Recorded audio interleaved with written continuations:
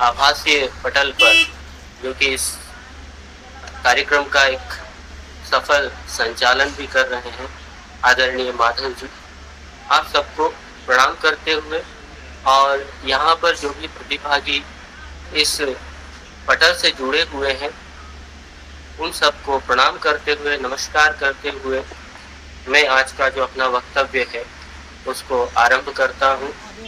जैसा कि माधव जी द्वारा मुझे श्लोक संख्या 61 से लेकर के 66 तक व्याख्या करने के लिए या उन पर अपने विचार रखने के लिए दिया गया था, तो वो मैं आपके सामने उपस्थित करूंगा।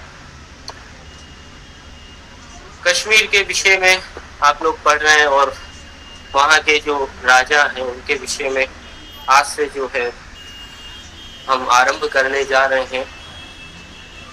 जैसा कि आप पूर्व श्लोक में पढ़े होंगे कि एक बार ऐसा हुआ कि जो गोनंद है वो अपने मित्र जरासंध द्वारा सहायता के लिए उनको आमंत्रित किया गया यमुना के तट पर।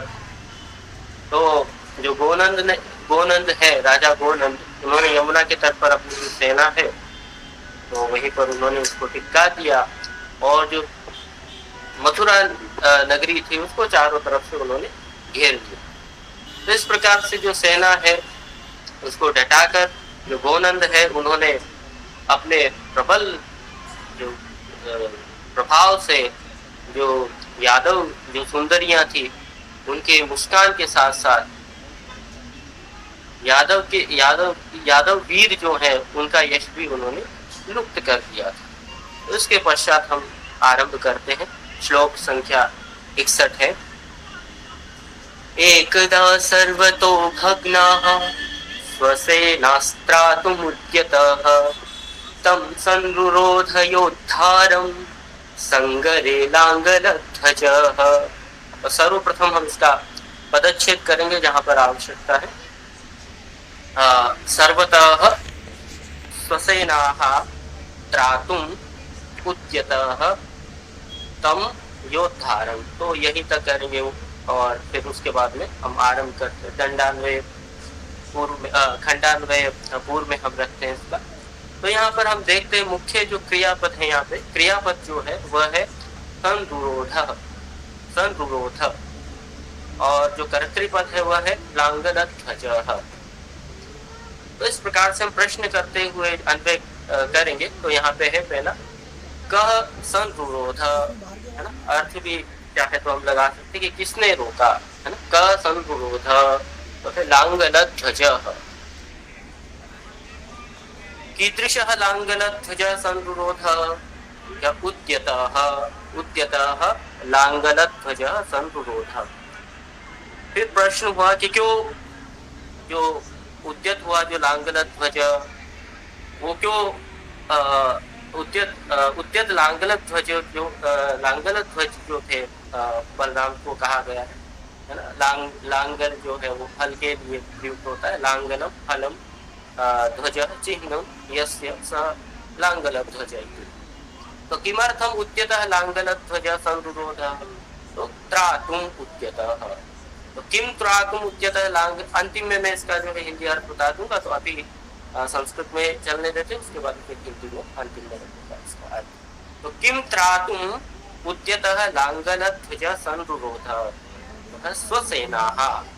स्वसेनाः त्रातुम उद्यतः लांगलध्वजः संरुरोधः। फिर सेना का विशेषण दे रहे हैं। कीदृश्यः सेनाः लांगलध्वजः त्रातुम उद्यतः संरुरोधः, तो कहेंगे भग्नाः सेनाः लांगलध्वजः त्रातुम उद्यतः संरुरोधः। पुनः कीदृशः भग्नाः स्वसेनाः त्रातुम उद्यतः लांगलध्वजः संरुरोधः, विशेषण है सर्वतः भग्नाः स्वसेनाः त्रातुम उद्यतः लांगलध्वजः संरुरोधः। फिर क्यों रोका लांगलध्वज जो है, उन्होंने क्यों रोका? किसको रोका? तो लांगलध्वज किम संरुरोध, कहा योद्धारम, लांगलध्वज योद्धारम संरुरोध। कीदृशम योद्धारम लांगलध्वज संरुरोध, तो तम, वो जो प्रसिद्ध था जिसने जो यादवी जो सेना, यादव जो वीर थे उनका यश को लुप्त कर दिया था, जो उनकी सुंदरियों की जो मुस्कान थी उसको भी जो है उनकी मुस्कान के साथ ही जो है यादव जो वीर थे उनका यश जिसने लुप्त कर दिया था, ऐसा है ना।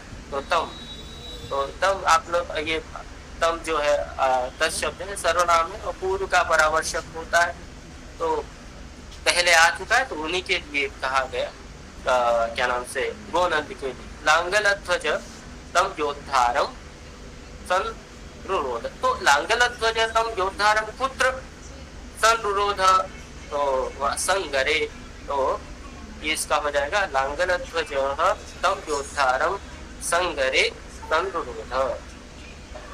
कब? तो एकदा उसमें सबसे पहले दिया श्लोक में, तो कदा सर्वतः भग्नाः स्वसेनाः त्रातुम् उद्यतः लांगलध्वजः तम योद्धारं संगरे संरुरोध।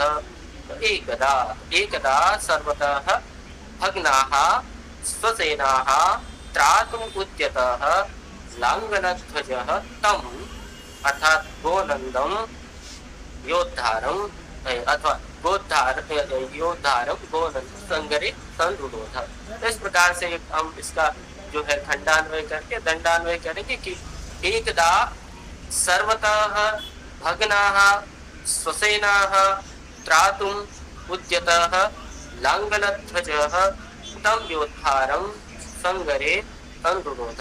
एक जो पद है उसका अर्थ हम देख सकते हैं। एकदा कि एक बार, जब युद्ध हुआ तब की बात, एक बार सर्वतः मतलब सर्वथा पूरी हर तरह से, भग्नाहा जो भग्न हो चुकी थी, पूरी तरह से जब हार रही थी, स्वसेनाहा त्रातुम अपनी सेना को बचाने के लिए, अपनी सेना की रक्षा करने के लिए, उद्यतेन लांगलध्वजेन, उद्यतेन जो उद्यत था, जो उत्सुक था, जो तैयार था, और लांगलध्वज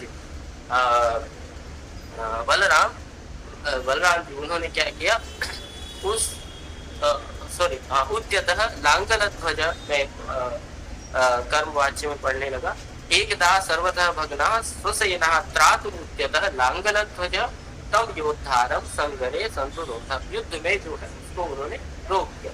एक बार उस युद्ध में यादवी जो सेना बुरी तरह से हार रही थी, उसको देख करके उसकी रक्षा के लिए, यादवी सेना जो है उसकी रक्षा के लिए बलराम ने वहां आकर के उस योद्धा गोनंद को रोका, मतलब उसको जो है घेर लिया। यहाँ पर इसका अगर कर्मवाच्य बनाना होगा, एकदा सर्वतः भग्नाः स्वसेनाः त्रातुम् उद्यतः लांगलध्वजः तम योद्धारं संगरे संरुरोध। तो इसका कर्मवाच्य बनाएंगे, एकदा सर्वतः भग्नाः स्वसेनाः त्रातुम् उद्यतेन लांगलध्वजेन सह योद्धा संगरे संरुरुधे। इस प्रकार से ये होगा, अनुवाद इसका हो ही गया। इसके बाद में जो श्लोक संख्या 62 है वो हम यहाँ पे देख सकते हैं। उससे पूर्व थोड़ा सा इसका जो इसके विषय में है देख सकते हैं। अच्छा जी, इस पद्य में एकदा क्यों आया? एकदा सामान्यतः वहां आता है जब कहानी को हम शुरू करते हैं, है ना। एक बार किसी जंगल में एक राजा था। यहाँ पर क्या है, कहानी शुरू हो चुकी है कि युद्ध में उन्होंने यादवों को परास्त कर दिया है, तो फिर एकदा क्यों प्रयोग किया लेखक ने? देखिए अंतिम जो श्लोक था आपका, क्या नाम से, तेनोपकूलम कालिंद्यः स्कंधावारम निबध्नता यादवी हस्तैः सार्धम योधानां मिलितम यशः। ये जो था कि ये जो यमुना नदी का जो तट था उसमें जो गोनंद की जो सेना थी, उसने जिस समय अपना वहाँ पर शिविर बना लिया, स्थापित कर लिया, तो उसी समय जो यादवी की सेना हाँ, उसका। उन्होंने वहाँ घेर लिया। मतलब वहाँ पर क्या हाँ है कि ये जो गोनंद की जो सेना थी ये डोमिनेट हो रही थी। वहाँ पर जो जो मथुरा की जो लोकल सेना है बिल्कुल उसके ऊपर ये बिल्कुल। डोमिनेंट हो रही थी। तो ये कहानी जो युद्ध हम्म। की पहले से शुरू हो चुकी है। हाँ एकदा जो शब्द का प्रयोग है प्राय हम वो कहानी के शुरू में एकदा शब्द का प्रयोग करते हैं। यहाँ पर जब कहानी शुरू हो गई तो बीच में लेखक ने एकदा शब्द हाँ का प्रयोग क्यों किया? हाँ। तो मैं मेरा जैसा विचार है वो बताऊंगा, फिर आप लोग भी चिंतन कीजिएगा कि ये सब जब आप बता रहे कि वो उन्होंने अपनी सेना को स्थापित कर लिया, तो इनका प्रभाव वहां पर चल रहा था। तो मतलब एक समय ऐसा भी आया, मतलब एक बार ऐसा भी हुआ, ये हो सकता है इसमें। अच्छा जी, ठीक है। अभी दूसरा भी हाँ टर्न आएगा, मतलब ठीक है। और अर्थ जो है प्रिय बच्ची जो है वो शायद यहाँ पर स्पष्ट कर पाएंगे। ओके, आ, ठीक है। हाँ, या या ऐसा इस प्रकार से हो सकता है इसमें।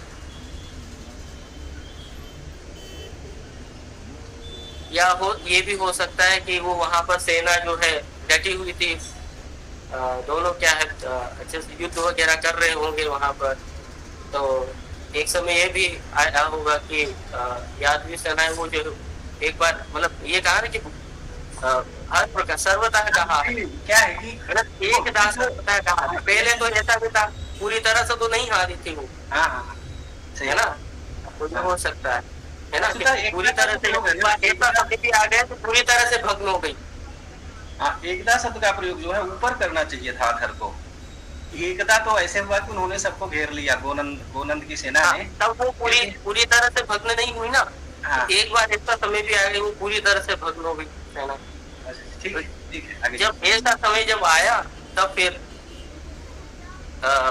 लांगल ध्वज जी आए वहां पर उसको उसकी रक्षा ठीक करने है। के लिए।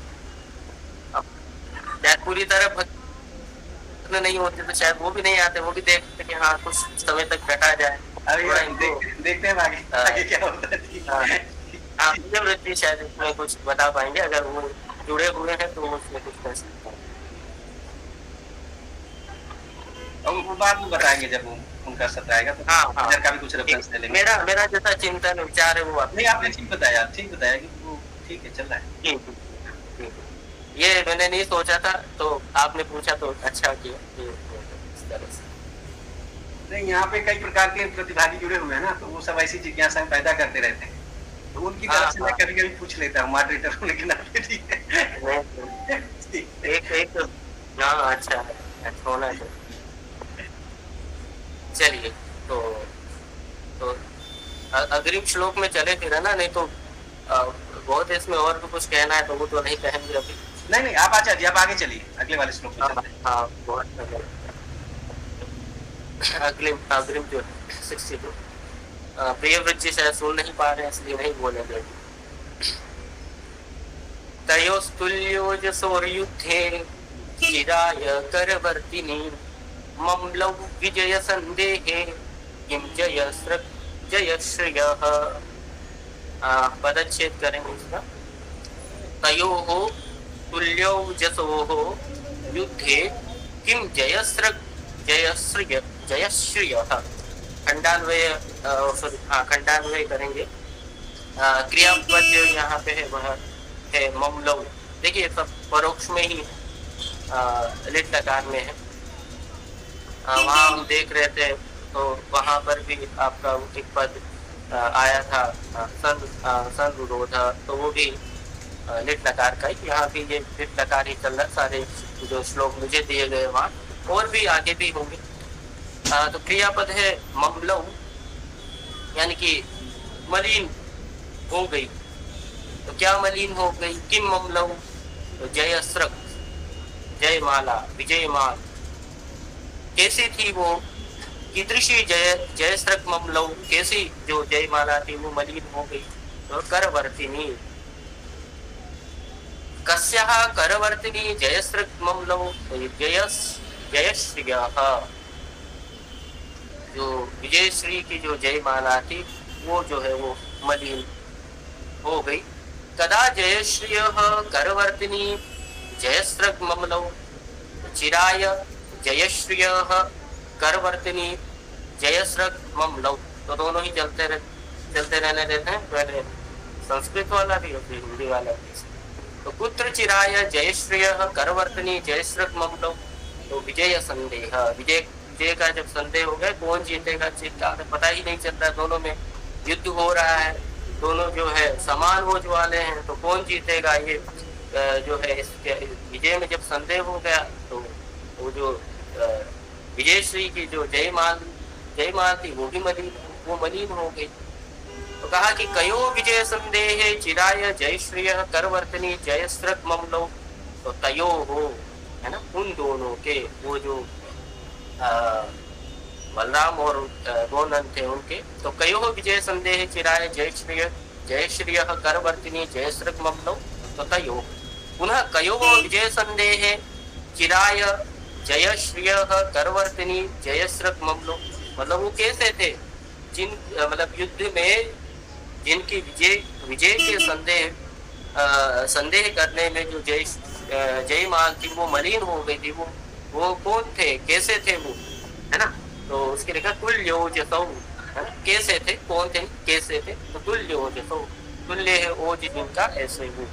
तो पुत्र तुल्यो जसौ तयो विजय संदेह चिराय जयश्रेय करवर्तनी जयस्रक ममलो। तो कहाँ पर, तो युद्ध में, तो युद्ध थे तुल्यो जसो तयो विजय संदेह चिराय जयश्रेय करवर्तनी जयस्रक ममलो।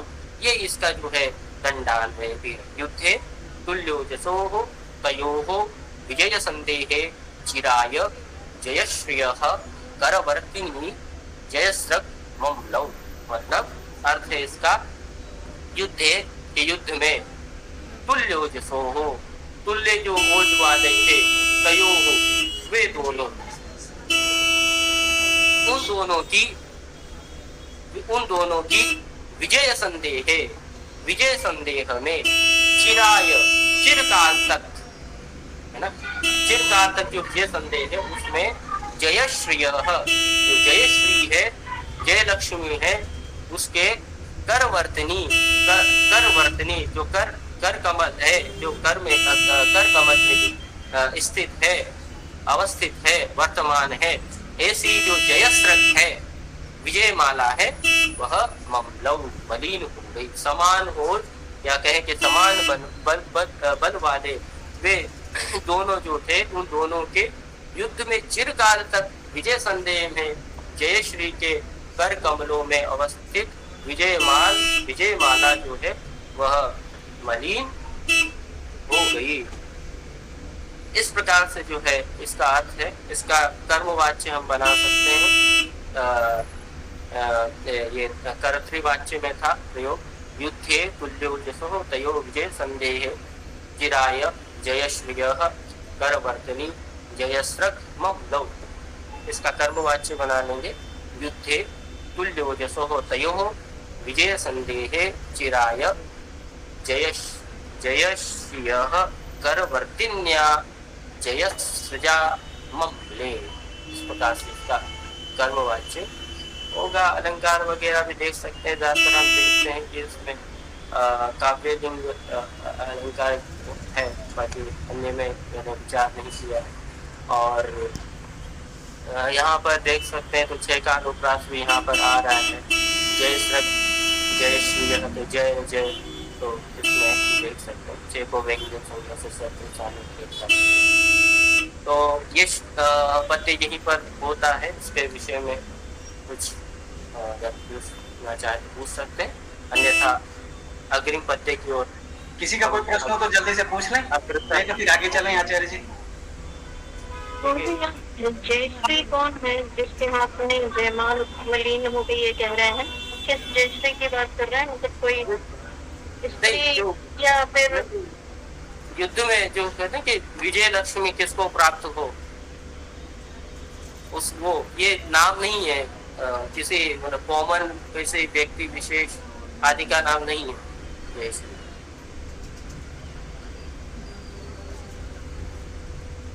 एक मेटाफर यूज किया गया। हाँ,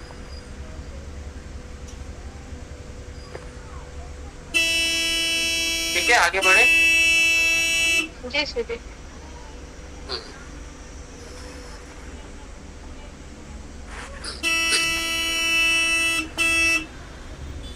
अथ शस्त्रक्षतैरङ्गैरालिलिङ्गरणाङ्गने ध्रुवं काश्मीरिको राजा यादवस्तु जयश्रियम् अथ शस्त्रक्षतैरङ्गैरालिलिङ्गरणाङ्गने ध्रुवं काश्मीरिको राजा यादवस्तु जयश्रियम्।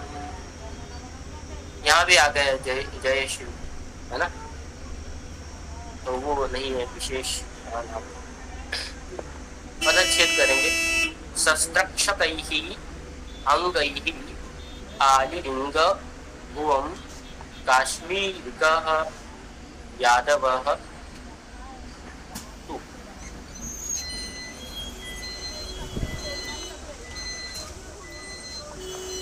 तो इसमें समान विग्रह तो दे सकते हैं। पूर्व पद्य में विजय संदेह है तो विजयस्य संदेह विजय संदेह तस्मिन्, ऐसे कर सकते हैं। उसमें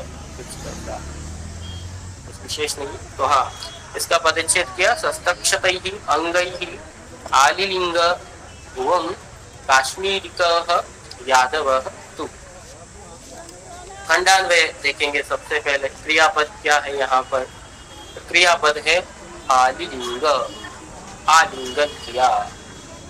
कर्तृपद यहाँ पर दो हम देखा करते हैं। दो यहाँ पर कर्तृपद है। एक तो है राजा, है ना, कहाँ का राजा है? कश्मीर का, तो कश्मीर का राजा है। तो ये हम बाद में देखेंगे। तो राजा ये है एक। दूसरा जो कर्तृपद है यहाँ पर है यादव। वो जब करेंगे तो राजा आलिलिंग, यादव आलिलिंग, अभी आगे चल के करेंगे। तो ठीक है, पहले ये क्रियापद और कर्तृपद को आपको बता दिया गया। तो हुआ कि किम आलिलिंग, क्या आलिंगन किया? तो कहा कि भुवम, है ना, भूमि को, धरा को। किम आलिलिंग, भुवम आलिलिंग। पुनः किम आलिलिंग, है ना, ये तो जो धरा थी, पृथ्वी थी, उसका आलिंगन किया काश्मीरी राजा जो थे उन्होंने। और जो जयश्री थी उसका किसने आलिंगन किया? जो लांगल ध्वज थे उन्होंने। तो पुनः किम आलिलिंग, तो जयश्रियम। तो इसका जब जयश्री का जब अन्वय करेंगे तो यादव के साथ इसका अन्वय करेंगे। आगे चलते हम देखेंगे। भुवम कह आलिलिंग, तो राजा आलिलिंग। भुवम राजा आलिलिंग। कीदृशः राजा? भुवम आलिलिंग। तो काश्मीरिकः राजा भुवम आलिलिंग। एक ये करेंगे। कई ही अथवा कथम काश्मीरिकः राजा भुवम आलिलिंग। तो अंगैः काश्मीरिकः राजा भुवम आलिलिंग। अंगों के द्वारा काश्मीरी राजा जो है उसने भूमि का आलिंगन किया। कैसे अंग? तो कीदृशैः अंगैः काश्मीरिकः राजा भुवम आलिलिंग। तो शस्त्रक्षतैः अंगैः काश्मीरिकः राजा भुवम आलिलिंग। शस्त्रैः शतानि, या फिर हाँ, या ऐसे कर सकते हैं। शस्त्रैः हाँ, शतानि, शस्त्र शतानि तैः शस्त्रक्षतैः एतादृशैः अंगैः। तो पुनः किम आलिलिंग, तो जयश्रियम। जयश्रियम कह आलिलिंग, यादव। अन्वय करेंगे इसका दंडान्वय। अथ शस्त्रक्षतैः अंगैः काश्मीरिकः राजा भुवम आलिलिंग तु यादवः अथवा यादवस्तु जयश्रियम आलिलिंग। ये जब समय चलता चला गया, युद्ध होता चला गया, एक दूसरे जो है एक दूसरे के ऊपर जो है प्रहार किया जा रहा है। शस्त्रों से विक्षिप्त क्षत हो गए हैं अंग जिसके, ऐसे जो काश्मीरी जो राजा थे। तो कालांतर में जो गोनंद है गोनंद ने जो बलराम के जब शस्त्रों का प्रहार हुआ गोनंद पर, तो उसके सारे अंग जो है क्षत हो गए, जर्जरित हो गए। तो उसने जो है गोनंद ने जो है राजा काश्मीरी जो राजा था, उन्होंने भूमि का आलिंगन किया, और जो लांगल ध्वज थे बलराम थे, उन्होंने विजयश्री का आलिंगन किया। तो अथ यानी कि इसके बाद में ये जब सिलसिला चलता रहा युद्ध का, तो शस्त्रों से शस्त्रों से जो क्षत है कौन अंग, जिसके शस्त्र क्षत अंग काश्मीरी का राजा, जो काश्मीरी राजा था, उसने भूम आलिलिंग, उसने भूमि का आलिंगन किया। और जो यादव जो थे बलराम के लिए, तो उन्होंने जो है जय श्री का आलिंगन किया। तो इस प्रकार से इसका जो है हम वो कर सकते हैं, कर्मवाच्य बना सकते हैं। अच्छा, हाँ, अच्छा जी, ये जो आपको इसमें यादव की विजय दिखा रहे हैं, तो इसको तो मतलब ये समझना ऐसी है, इसको तो दूसरे के साथ भी लगा देंगे। जैसे अथ शस्त्र क्षतैः अंगैः रणांगने यादवः भुवम् आलिलिंग काश्मीरवाजातु जयश्रियम् आलिलिंग। ऐसे भी तो कर सकते हैं, क्योंकि वहां पर तो कोई ऐसा कोई उसमें कोई बंधक तो है नहीं, प्रतिबंधक की किसको किसके साथ लगाओ। नहीं, उसमें देखिए श्लोक जब ये बना रहे हैं, तो पहले उसको काश्मीरी राजा जो है उसको रख रहे हैं, है ना। लेकिन जब अन्वय करते हैं तो कोई भी शब्द कहीं भी इधर कर सकते हैं ना। शुरू का लास्ट में ले लो, लास्ट का शुरू में ले लो, ऐसा कोई नियम तो नहीं है कि जो पहले आए उसी को पहले लगाइए। फिर वो इस तरह से मुझे याद नहीं आ रहा था, अगर इस तरह से कुछ होगा तो दोष आ जाएगा। प्रियव्रत मिश्र जी अगर कुछ इसमें इंटरवीन कर सकते, हाँ, वो अगर इस तरह से करके दोषापत्ति हो सकती है। प्रियव्रत जी बताएंगे, बताइए प्रियव्रत जी अगर सुन रहे हैं तो। इसमें तो एक तो जो जैसे फिरोज जी बता रहे हैं कि एक तो काव्य दोष आएगा, एक तो जो अन्वय क्रम होता है, जैसे जैसे क्रियाओं के उपरांत जो जो कर्म पद उपस्थित होते हैं वैसे वैसे अन्वय होता है। दूसरी बात, आगे के अगर प्रसंग आप देखेंगे तो वहाँ काश्मीर राजाओं का पराजय और इनका जो है यादवों का जय, ये आगे और स्पष्ट हो जाता है। तो इस तरह से हमें आगे के प्रसंग को देखते हुए भी इस प्रकार का अन्वय करना है। और दूसरी बात है कि प्रथमोपस्थिति जिसकी होती है वैसे उसी तरह उसका क्रियापदों के साथ अन्वय होता है। तो आलिलिंग के तुरंत बाद भुवम आलिलिंग कहा, काश्मीरी कहा, तो इस प्रकार से पहले भुवम काश्मीरी कहा, भुवम आलिलिंग, और यादव तो जय श्रीयम आलिलिंग, इस प्रकार से अन्वय पृथक पृथक। ठीक है, तो प्रथम उपस्थिति जिसकी होगी ये वाला क्राइटेरिया लिया जाना। हाँ, वैसा है। और द्वितीय है प्रसंग, और देखिए आगे का प्रसंग भी आपने रेफर किया, तो आगे का प्रसंग और प्रसंग, हाँ, ये शक्ति, इसमें न्याय में एक श्लोक आता है, शक्ति ग्रह व्याकरणोपमानम कोशाप्त वाक्या व्यवहारतश्च। तो प्रकरण बहुत मुख्य हो जाता है। जब भी कभी किसी शक्ति ग्रह कराते हैं किसी शब्द का, अन्वय का मतलब है शक्ति ग्रह कराना, शब्दों के वाक्यार्थ बोध कराना, ये शक्ति ग्रह कहलाता है। तो प्रकरण जो है मुख्य वहां हो जाता है। जैसे आप लोग प्रसिद्ध उदाहरण जानते हैं कि सैंधव आनय कहने से भोजन के समय जो है उपस्थित है वो लवण होता है, और युद्ध के समय वो अश्व होता है। तो प्रकरण वहां कारण है, तो आगे प्रकरण उसी तरह से है। तो इस प्रकार से अन्वय करना उचित है। दूसरा है प्रथमोपस्थितया, ये भी शास्त्रीय पद्धति है। अच्छा, एक चीज और यहाँ पर, ये जो हमने बात की 2-3 पद पढ़े, इसके आधार पर हमें ये पता चल रहा है कि ये जो कश्मीर का राजा था, इसको तो जमीन में लिटा दिया यादवों ने। तो शुरू में जब कल्याण कह रहे हैं कि अरे उनके तो यश को ही पहुंच दिया गोनंद ने, और शुरू में वो पद दे देते, ऐसा लगता है कि कश्मीर भारी पड़ रहा है, कश्मीर की जो सेना है। थोड़ा सा कलह ने मुझे लगता है क्षेत्रवाद किया गया है अपने राजा के साथ, वहां जा करके देखो यादव ने उनको यश को मिटा दिया। बाद में हम देख रहे हैं कि यादवों की सेना भारी पड़ रही है ना। और तो शुरू में तो अब कश्मीर के राजाओं का वर्णन इसमें मुख्यतया है, तो उनके तो वर्चस्व को तो बताना आवश्यक है। हाँ, वो तो है ही। इसीलिए थोड़ा सा, क्योंकि अचानक से किसी का यश तो नहीं मिट जाएगा ना। नहीं, वो तो है। देखिए, तो जो कहानी के जो मुख्य पात्र है उसका तो वीर को बताना आवश्यक है। उसके बाद फिर आगे क्या उसका फल है वो तो आगे अलग बात है। हाँ। लेकिन वो तो उनके वर्चस्व को तो बताना जरूरी है। बिल्कुल। और यार योद्धाओं को ही नहीं कहा, उनकी बीवियों को भी समेट लिया। उनकी मुस्कान चली गई। ठीक है आचार्य। चलिए अभी है 3 श्लोक और बाकी जल्दी से जी का विक्रम है। गतिम प्रवीर सुलभाम तस्मिन् क्षत्रिय गते, ऐसे ही पढ़ देता हूँ। श्रीमान दामोदरो नाम तत्सूनुरभृत क्षिति। पदच्छेद है गतिम प्रवीर सुलभाम तत्सूनु अभृत।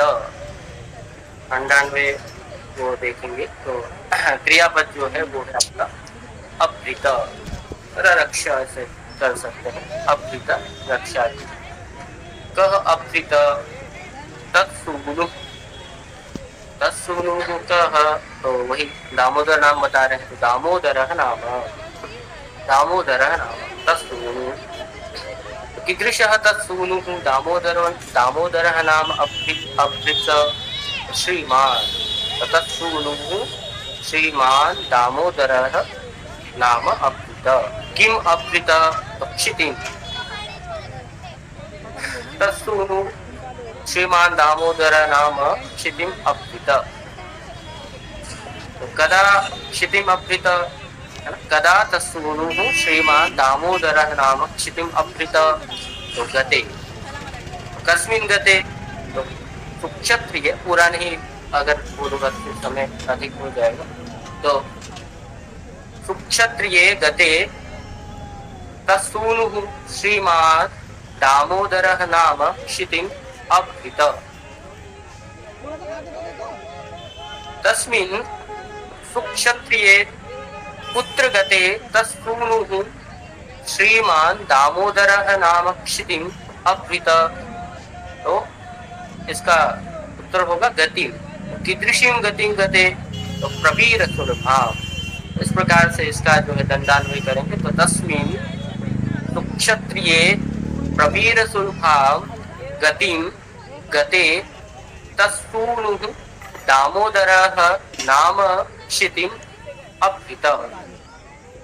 ये वो जो श्रेष्ठ जो क्षत्रिय थे राजा गोनंद, तस्मिन् तो क्षत्रिय, तस्मिन् वो जो पहले जो आ चुका है, वो जो प्रसिद्ध जो क्षत्रिय जो राजा है गोनंद, उनके प्रवीर सुलभाम।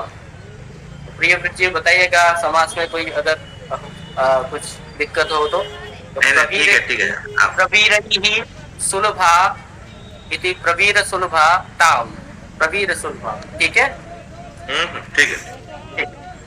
हाँ, तो उस श्रेष्ठ क्षत्रिय राजा गोनंद के वीरोचित या प्रवीर जो सुलभ है, जो गति है, उस गति को प्राप्त हो जाने पर, गते प्राप्त हो जाने पर तत्सूनुः उनके जो पुत्र हैं जिनका नाम है दामोदर, दामोदर नाम, उन्होंने क्षितिम् अभृत, उन्होंने पृथ्वी की रक्षा की। जब राजा गोनंद जी जब वीरोचित गति को जब प्राप्त हो गए, तो उसके पश्चात उनके जो पुत्र है दामोदर, उन्होंने उस पृथ्वी की रक्षा की। कर्मवाच्य में कर सकते हैं इसका। वही तस्मिन् सुक्षत्रिये प्रवीर सुलभाम गतिं गते, यहाँ पर भी बताइएगा, तत्सूनुना दामोदरेण नाम्ना क्षितिः अभारी, अभारी। ये कर्मवाच्य उसका होगा। हाँ, आगे चलते हैं श्लोक संख्या 65 पर। भोगयोगोर्जितं राज्यं प्राप्तवानपि भूपतिः ध्यायन् पितृवधं मानी नोपलेखे स निवृत्तिम्। क्रियापद एक यहाँ पे जो है तवतु प्रत्यांत जो है वो है एक प्राप्तवान, दूसरा एक और है उपलेभे। तो कह प्राप्तवान कर्तृपद में तो भूपति ही, कह प्राप्तवान भूपति। कीदृशः पहला जो क्रियापद है उसके साथ हमको कीदृशः भूपति प्राप्तवान मानी, पुनः कीदृशः भूपति प्राप्तवान, तो वही प्रसिद्ध सह भूपति प्राप्तवान, सह मानी भूपति ही प्राप्तवान है सुनता। तो सह मानी भूपति किम प्राप्तवान, राज्यम, सह मानी भूपति ही राज्यम प्राप्तवान। राज्य का विशेषण क्या है, भोग योगोर्जितम। तो सह मानी भूपति ही कीदृक् राज्यम प्राप्तवान, भोग योगोर्जितम। तो भोगश्च योगश्च इति भोग योगो ताभ्याम अर्जितम इति भोग योगोर्जितम राज्यम सह मानी भूपति प्राप्तवान। तो सह मानी भूपति ही भोग योगोर्जितम राज्यम प्राप्तवान।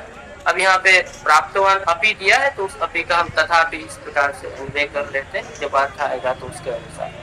तो सह मानी भूपति ही भोग योगोर्जितम राज्यम प्राप्तवान तथापि किम नोपलेभे, तो निर्वृतिम, जो शांति थी उसको नहीं प्राप्त कर पाया। तो सह मानी भूपति ही भोग योगोर्जितम राज्यम प्राप्तवान तथापि निर्वृतिम न उपलेभे। फिर प्रश्न हुआ कि सह मानी भूपति ही भोग योगोर्जितम राज्यम प्राप्तवान तथापि किम कुर्वन्, अथवा तथापि कथम न निर्वृतिम, तथापि कथम निर्वृतिम न उपलेभे, ध्यायन्, अथवा किम कुर्वन् निर्वृतिम न उपलेभे, ध्यायन्। तो सह मानी भूपति ही किम ध्यायन् निर्वृतिम न उपलेभे, पितृवधम। सह मानी भूपति ही पितृवधम ध्यायन् निर्वृतिम न उपलेभे। अनुवाद हो जाएगा। यद्यपि जैसे उसमें प्राप्तवान अपि था तो अपि का हमने तथापि कर लिया था, तो यद्यपि जो है हम अपने से पूर्व में उसको जोड़ लेंगे, दंडान में जब करेंगे तो ब्रैकेट में, यद्यपि सह मानी भूपति भोग योगोर्जितम राज्यम प्राप्तवान तथापि पितृवधम ध्यायन् निर्वृतिम न उपलेभे। अर्थ हो जाएगा कि यद्यपि सह मानी, वह जो मानी भूपति राजा है, उस राजा ने भोग योगोर्जितम, भोग और योग से जो अर्जित था, सर्वथा भोग संपत्ति से जो युक्त था, ऐसा राज्यम, राज्य को प्राप्तवान, उसने प्राप्त कर लिया। यद्यपि उसने भोग योगोर्जित राज्य जो था उसको प्राप्त कर लिया, तथापि फिर भी पितृवधम ध्यायन्, पिता का जो गोनन का जो वध हुआ उसका स्मरण करता हुआ, उसका ध्यान करता हुआ, बार बार उसके विषय में सोचता हुआ, निर्वृतिम न उपलेभे, जो है वो शांति को नहीं प्राप्त कर रहा था। पिता के वध का स्मरण करने पर वह शांति को प्राप्त नहीं कर रहा था। ऐसा जो है उसका वो दामोदर नाम का जो पुत्र था, इस प्रकार से उसका वो शांति को प्राप्त नहीं कर पा रहा था। तो कर्मवाच्य में परिवर्तन करेंगे। जी जी। अच्छा जी, जो ये भोग योग ऊर्जितम है, इसमें थोड़ी सी क्लैरिटी कम है। क्या भोग योग जो है, क्या हम इसको भूपति का विशेषण बना सकते हैं? भोग योग और अर्जितम, वहां पर पूर्वग्रह उसकी अर्जितम पद हो सकता है। भोग योग अर्जितम, तो भोग योग आपका भूपति का विशेषण बना जाएगा। नहीं, एक हाँ क्या पूछना चाह रहे हैं? मैं जो आप जैसे ये भोग योग ऊर्जितम है, इसमें आपने एक पद की कल्पना की ना, मैं इसमें दो पद देख, मुझे दो पद दिखाई पड़ रहे हैं, हो सकता है वो गलत हो। एक तो भोग योगा और दूसरा अर्जितम। अगर भोग योगौ अर्जितम करेंगे ना तो फिर तो भोग योगावर्जितम बन जाएगा। हाँ भाव के स्थान संधि करेंगे पर तो। आदेश होगा ना, हाँ संधि करेंगे तो अयादि संधि बनेगी। और यहाँ पर तो पूर्व रूप है भोग योगोर्जितम, वहां पे अवग्रह का चिन्ह नहीं लगा है, बट वो है तो अर्जितम, योगोर्जितम। भोग योगोर्जितम। तो भोग योगों को अगर हम पदच्छेद करेंगे तो भोग योगा ऐसा पद बनेगा, भोग योगा। एक पद नहीं, ये पूरा एक पद है, भोग योगोर्जितम एक पद है पूरा। बट ये एक पद बनेगा कैसे? समस्त पद अगर आप बनाओगे तो बनेगा कैसे ये? समस्त पद है ना ये। हाँ हाँ, कैसे बनेगा? भोग योगोर्जित, अभी आपको विग्रह ये हो जाएगा आपका कि भोगस्य योगस्य भोग योगौ हाँ, ताभ्याम अर्जितम इति भोग योगोर्जितम। नहीं तो फिर भोग योगार्जितम बनना चाहिए, भोग योगार्जितम बनना चाहिए। अच्छा जब आप समास करोगे तो फिर वो विभक्ति का भी तो लोप होगा। अथवा यहाँ पर आप भोग योगो एक पद सर मैं दूसरा। सर मैं कुछ बोलना चाहती हूँ यहाँ पर। हाँ जी हाँ जी। नहीं तो मुझे याद है ना। हेलो। हाँ जी मैं हाँ सर, मुझे जहाँ तक लगता है ये शब्द हम भोग योगेन प्लस ऊर्जितम कर सकते हैं। मुझे बहुत अधिक तो व्याकरण का यहाँ पर नहीं पता, लेकिन भोग योगेन, क्योंकि हिंदी में आ रहा है भोग के योग्य, तो भोग योगेन प्लस ऊर्जितम हो सकता है भोग के द्वारा। मेरा भी शायद ये प्रश्न ही है, समझ लीजिए। फिर भोग योगार्जितम बनेगा ना? भोग के योग्य, अगर आपकी व्याख्या भोग योगेन प्लस ऊर्जितम, ऊर्जित होना चाहिए। भोग योगेन प्लस ऊर्जितम सर, विसर्ग संधि कर दी है। भोग के योग जो भूपति था, राजा था, वो भोगों के योग्य था। हाँ जिसमें भोग थे, ऊर्जित वो योग था। और जो अर्जित राज्य है, यानी जो उसके पूर्वजों द्वारा जो अर्जित राज्य है उसको प्राप्त किया। प्रियव्रत मिश्रा सर इसमें इंटरवीन करें अगर है तो। मैडम जैसे बोल रहे हैं वैसे ही करना पड़ेगा। अर्जितम करेंगे तब तो समस्या है, समस्या है, क्योंकि एक पद करेंगे तो भोग योगा अर्जितम होगा। अगर भोग योगो अर्जितम करेंगे तो भी समस्या है, क्योंकि राज्यम का फिर विशेषण वो नहीं बन पा रहा है। नहीं जैसे आपके सर उसको भोग योगों को आप भूपति का विशेषण बनाइए ना। जो भूपति है, जो राजा है, वो भोग के योग्य है, वो सारे विषयों का राज्य का भोग करने लायक है, नालायक नहीं है। हाँ वैसे भी कह सकते हैं भूपति ही भोग योग, भोगे न योग भोग योग भूपति ही। वो समस्त ऐश्वर्य से युक्त जो भूपति उस अर्जित राज्य को प्राप्त करने के उपरांत, ऐसे अर्थ भी कह सकते, ये भी कह सकते।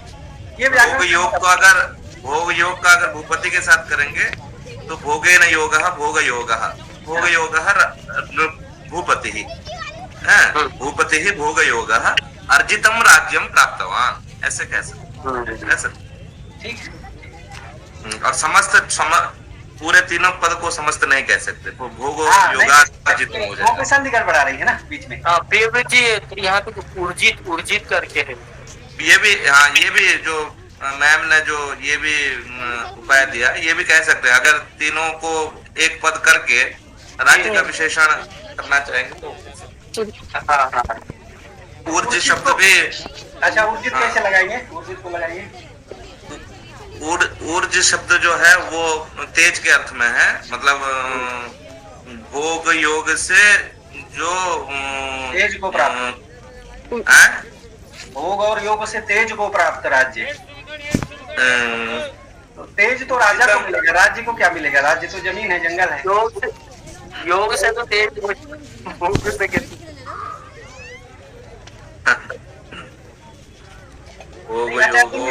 नहीं, जो पहले व्याख्या की है ना वो ज्यादा सटीक लग रही है।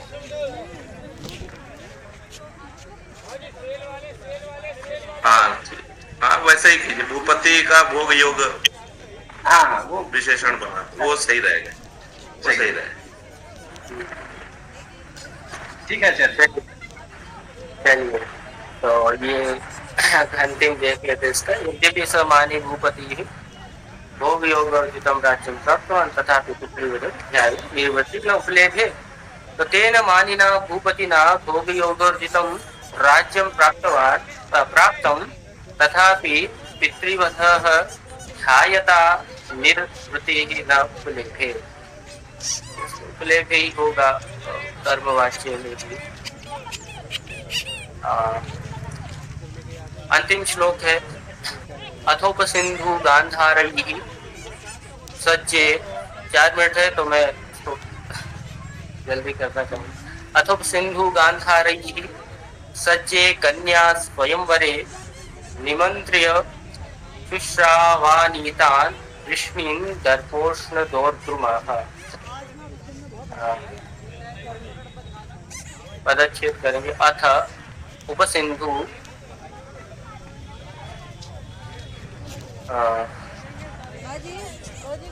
शुश्राव आनीतान् ऋष्णीन् दर्पोष्णदोर्द्रुमः।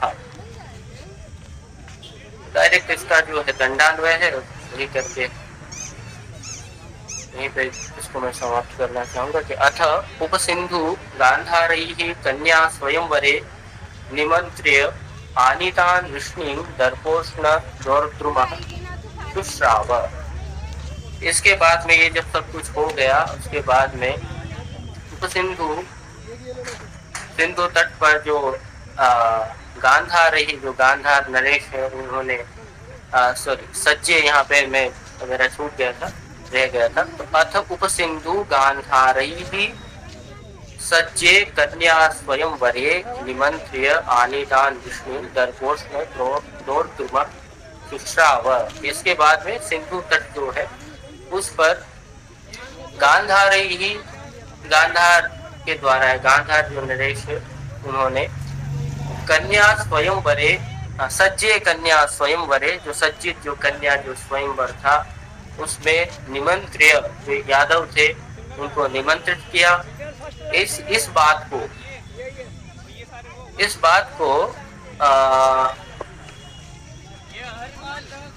दर्पोष्णदोर्द्रुमः शुश्राव।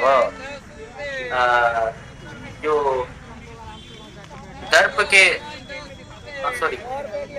दर्प की जो उष्णता है उस उष्णता से गर्वित और दोर्द्रुमः और वृक्ष के समान जिसकी भुजाएं हैं ऐसा वह जो राजा दामोदर है उसने ऐसी बात सुनी कि जो गांधार नरेश है उसने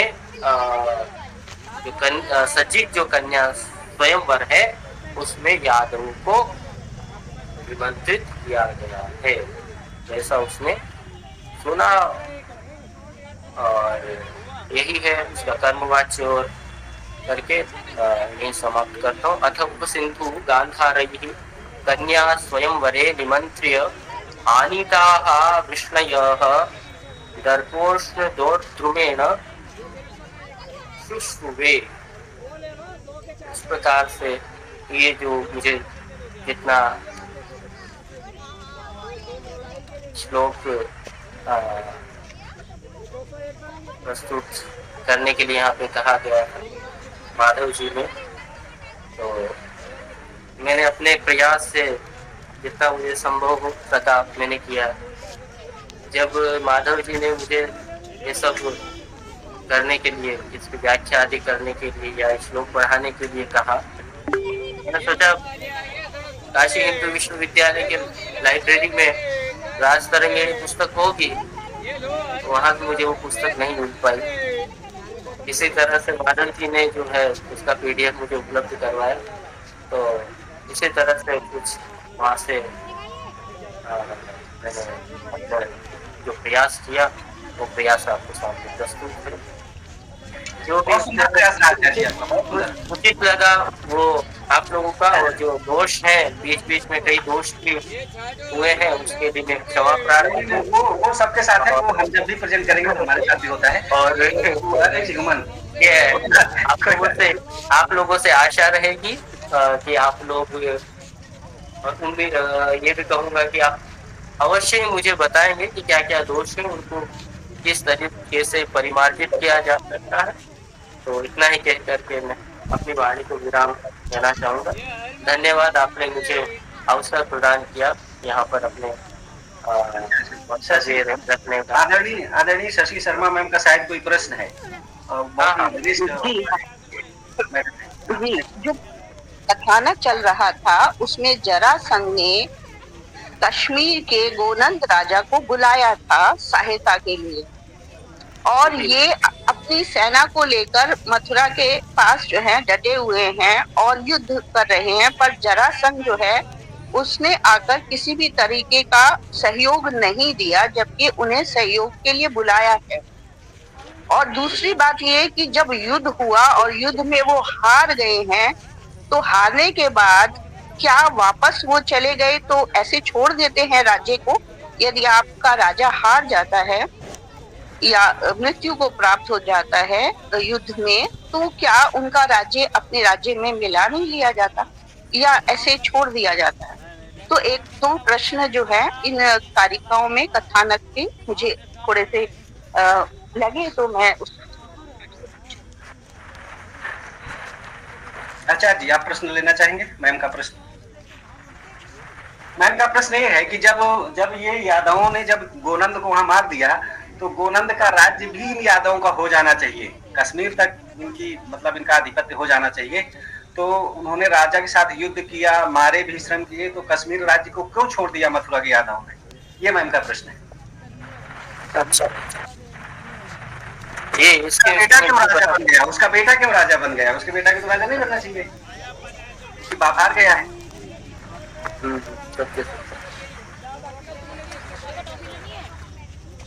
और जरासंध क्या कर रहे हैं? जरासंध युद्ध के मैदान में उनके सहयोग करने क्यों नहीं आए? क्या ये बीच के पत्ते कुछ क्या कोई साजिश टूट गए हैं या फिर मैम का कुछ है? जब बहुत तारीख से उन्होंने सवाल पूछा है, भाई जरासंध जब बुलाए हो तो तुम्हारी भी सेना तुम्हारी दिखनी चाहिए, और उसका राजा मारा जा रहा है कश्मीर का, तुम्हारा कोई एक सैनिक भी नहीं मारा गया, तो तुम कहाँ थे?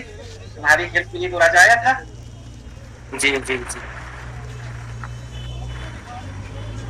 इसके विषय में सर कुछ नहीं कहना चाहूंगा मुझे। मैम इसके किताब में किताब चुप है ना, तो फिर फिरोज जी क्या करेंगे?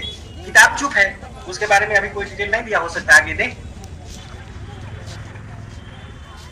नहीं मैम सर, मैं तो सिर्फ एक प्रश्न जो मन में जिज्ञासा बता रही हूँ। नहीं, जिज्ञासा आपकी जायज है, क्योंकि उसका समाधान जो है हम सभी ढूंढने का प्रयास करेंगे कि ये क्या हुआ।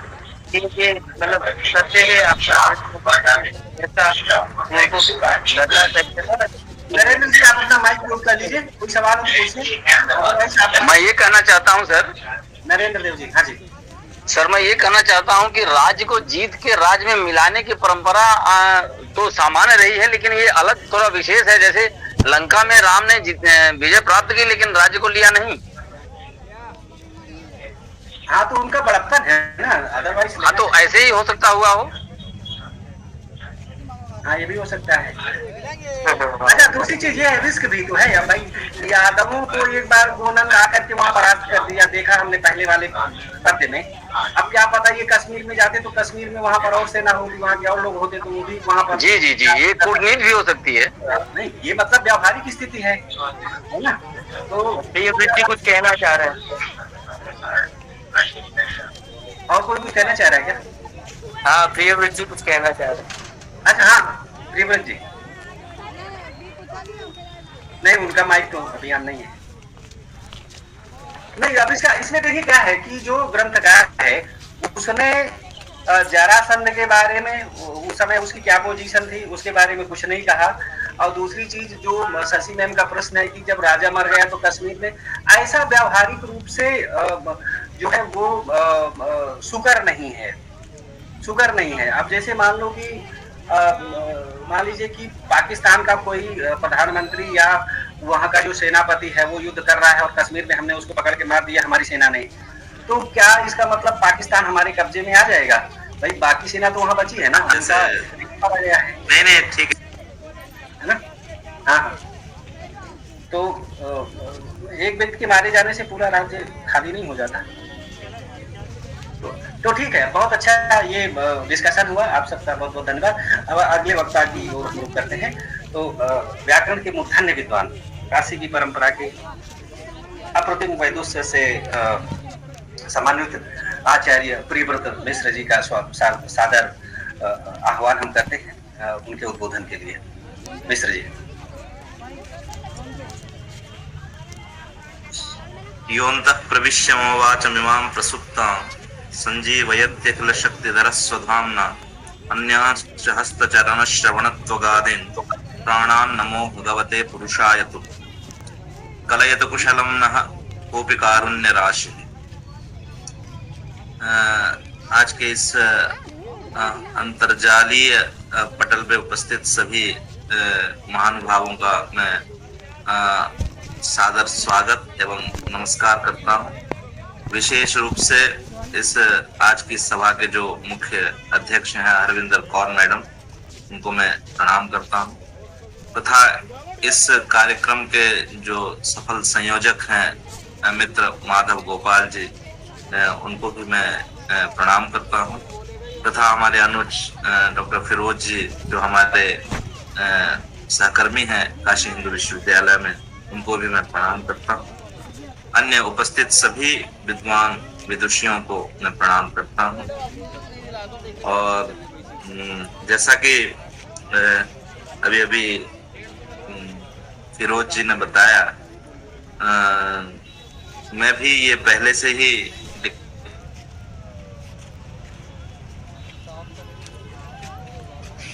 आपकी ध्वनि नहीं आ रही है आचार्य जी, आपका वीडियो भी हैंग सा हो गया है। आचार्य जी ध्वनि नहीं आ रही। आचार्य जी ऐसा करो, आप अपना वीडियो म्यूट कर लीजिए और केवल ऑडियो ऑन रखिए, तो शायद कंप्रेशन हो पाए। कहने पर ठीक। अब आवाज आ रही है? अभी आवाज आ रही है? अब सुनाई। मैं इसीलिए आपको सुबह बताया था कि थोड़ा नेटवर्क की समस्या है। हाँ, अब सही रहेगा। हाँ, ठीक है। तो जैसा कि फिरोज जी ने अभी 5-6 श्लोकों का व्याख्यान किया, वैसे ही मुझे भी आचार्य माधव गोपाल जी ने 6 श्लोकों का व्याख्यान करने के लिए यहाँ आदेश दिया है। तो मैं यथासंभव यथाशक्ति प्रयास करूंगा कि आप लोगों के बोधगम्य हो, ये पद्य सब बोधगम्य हो। हालांकि बहुत सरल है और आप लोग सब प्रबुद्ध व्यक्ति हैं तो आप सब समझते ही हैं। बस हम लोग यहाँ उपस्थित हुए हैं, केवल एक विमर्श होना है। जैसे अभी अच्छी बातें आई हैं, शशि मैडम ने एक बात छेड़ी जिसको नरेंद्र देव पांडे जी ने भी उसके अच्छा समाधान दिया कि ऐसा भी हो सकता है कि युद्ध के बाद वो बड़े वो थे, उनका बड़प्पन था तो वो छोड़ के चले भी आए, ऐसा भी है। तो ये हम आकलन ही कर सकते हैं क्योंकि पुस्तक में तो इसका कोई साक्ष्य नहीं है। हमें पुस्तक में जो है हमारे सामने है, तो हम एक विमर्शक के तौर पर हम बस ये अपना मत रख सकते हैं कि ऐसा हुआ होगा।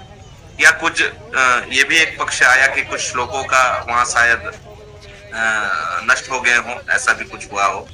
तो मध्यवर्ती जो घटनाएं हैं वो शायद हमें ना पता हो, ये भी हो सकता है। तो एक विमर्शक के तौर पे हम लोग ऐसे विमर्श अपने अपने मत दे सकते हैं या अपना अपना आकलन यहाँ प्रस्तुत कर सकते हैं। तो आप लोग सभी हमारे साथ जुड़े रहेंगे और हम लोग यहाँ बस एक चर्चा करेंगे, मैं यही आशा कर रहा हूँ। जैसे कि अभी 66 श्लोक तक डॉक्टर फिरोज ने पूरे बहुत अच्छी तरह से और अपने सारे अनुभव जैसे खंडान्वय इत्यादि विधियों के द्वारा श्लोकों को समझाया। क्योंकि मैं बीएड तो किया नहीं हूँ, पारंपरिक हूँ, तो मैं अपने शैली से इसको बताना चाहूंगा। दूसरी बात है कि मैं इस ग्रंथ का अध्ययन ऐसे सामान्य रूप से हम लोग किए हैं, पर ऐसे पंक्तिशः अध्ययन तो कभी हुआ नहीं। अभी जब माधव जी ने बताया तो इसको मैंने देखा और बहुत ही रोचक तथ्य यहाँ उपलब्ध हुए हैं। और कल्हण की प्रतिभा तो सभी को पता है। और ये जो काव्य है ये बाकी काव्यों से बहुत कुछ हटके है, अलग है। इसमें पूरे इतिहास वर्णित है, कश्मीर के राजाओं के जो इतिहास है पूरा इसमें वर्णित है। तो एक हिस्टोरिकल पूरा हमें यात्रा इस काव्य के द्वारा हमें यहाँ मिल जाएगी। तो उसी क्रम में हम आज अभी आगे देखेंगे। तो जैसे श्लोक है, ततस्तस्याति संभ्रम्भात् तान दूर स्थितान प्रति यात्राभूत ध्वजिनी बाजी रेणुग्रस्त नभस्थला। ततस्तस्याति संभ्रम्भात्, ततः जब, जैसे कि अभी इससे पूर्व श्लोक में बताया गया कि गांधारों ने अपने कन्या स्वयंवर में यादवों को निमंत्रण किया है स्वयंवर में आने के लिए।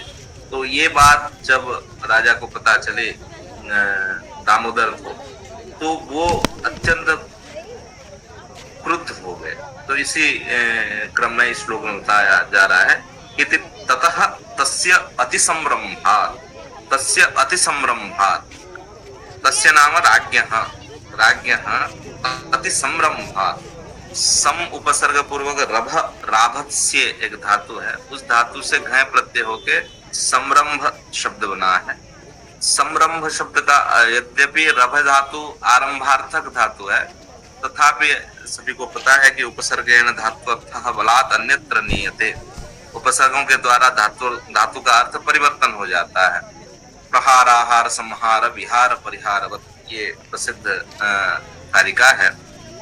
तो वैसे ही यहाँ भी रभ धातु यद्यपि है, तथापि यहाँ सम उपसर्ग के कारण यहाँ संभ्रम शब्द का अर्थ हो गया अतिक्रुद्ध हो गए। जब ये सुना, राजा ने ये सुना कि वहाँ उन गांधार नरेश ने यादवों का निमंत्रण किया है स्वयंवर में, तो ये सुनकर वो अतिक्रुद्ध हो गए हैं राजा। तान अदूरस्थितान प्रति, जो न दूरे स्थिताः अदूरस्थिताः, तान अदूरस्थितान प्रति, उन वो जो वृष्णि जो यादव हैं वो बहुत ज्यादा दूर नहीं, अभी राजा से बहुत ज्यादा दूर नहीं है। तो ऐसे अदूरस्थित यादवों के प्रति अति क्रुद्ध होकर, क्रोधित होकर, अति संभ्रम्भात् यात्राभूत, तस्य राज्ञः यात्रा अभूत। अब उनके और वो राजा चलने लगे अति क्रोधित होके, क्योंकि इससे पहले घटना हमने सुना है कि यादवों के द्वारा उनके पिता का वध किया गया था। तो वो जब इस स्वयंवर में आ रहे हैं तो इस बात को सुनकर वो उनके और आगे बढ़ते चले गए। तो वहाँ की स्थिति क्या है, तो कल्याण बहुत अच्छे शब्द का प्रयोग यहाँ कर रहे हैं। यही काव्य की देखिए छटा है। ध्वजिनी वाजी रेणुग्रस्त नभस्थला।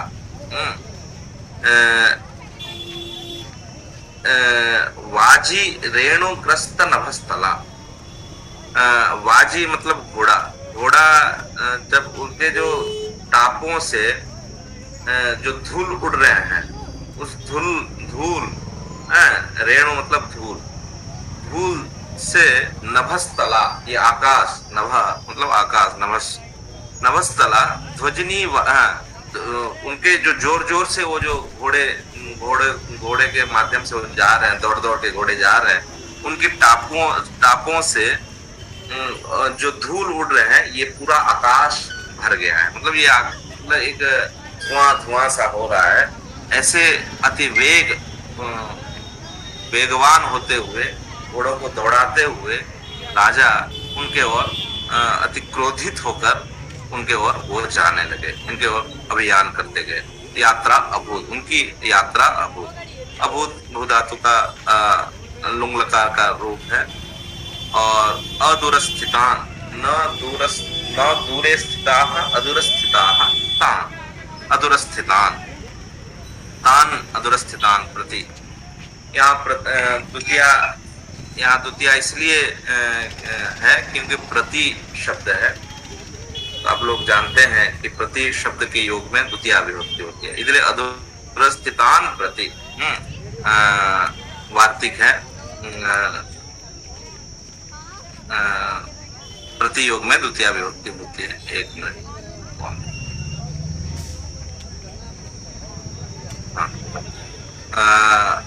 अभिता परित समया निकषा हा प्रतियोगी भी एक वार्तिक है। इस वार्तिक के माध्यम से प्रतियोग में द्वितीया विभक्ति होती है, इसलिए प्रति शब्द प्रयोग हुआ है। इसलिए अधुरस्थितान तान प्रति, उनके और इस अर्थ में यहाँ प्रति शब्द का अव्यय का प्रयोग हुआ है। अधुरस्थितान तान प्रति राजा ईदृशः राजा न अति संरम्भ, जो अति क्रोधित हो गए हैं, वैसे राजा का उनके और जाना हो रहा है। और वो जाने का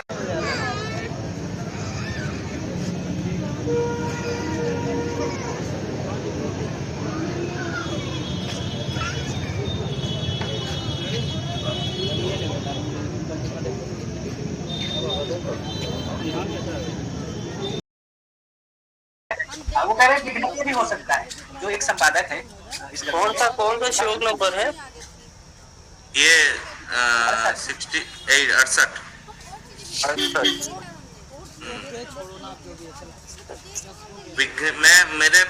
मेरे पास जो पीडीएफ है उसमें विघ्नते है, कर्मणि प्रयोग दिखाया है। तो आपका सही है सर, आपका सही है, आप अपने हिसाब से बताइए। ऐसे नहीं होगा। तदा ये ना तदा हवे वाला है, तदा हवे विवाह का ये वाला। हाँ, इसी में निघ्नति इसमें होना चाहिए। निघ्नति होगा। निघ्नति कैसे होगा फिर? निघ्नति कैसे?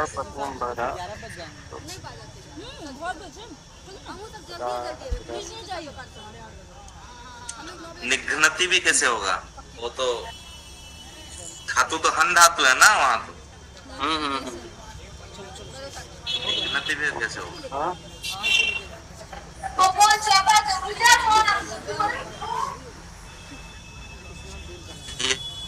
या विघ्नते भी कैसे होगा? ये भी है। हेलो,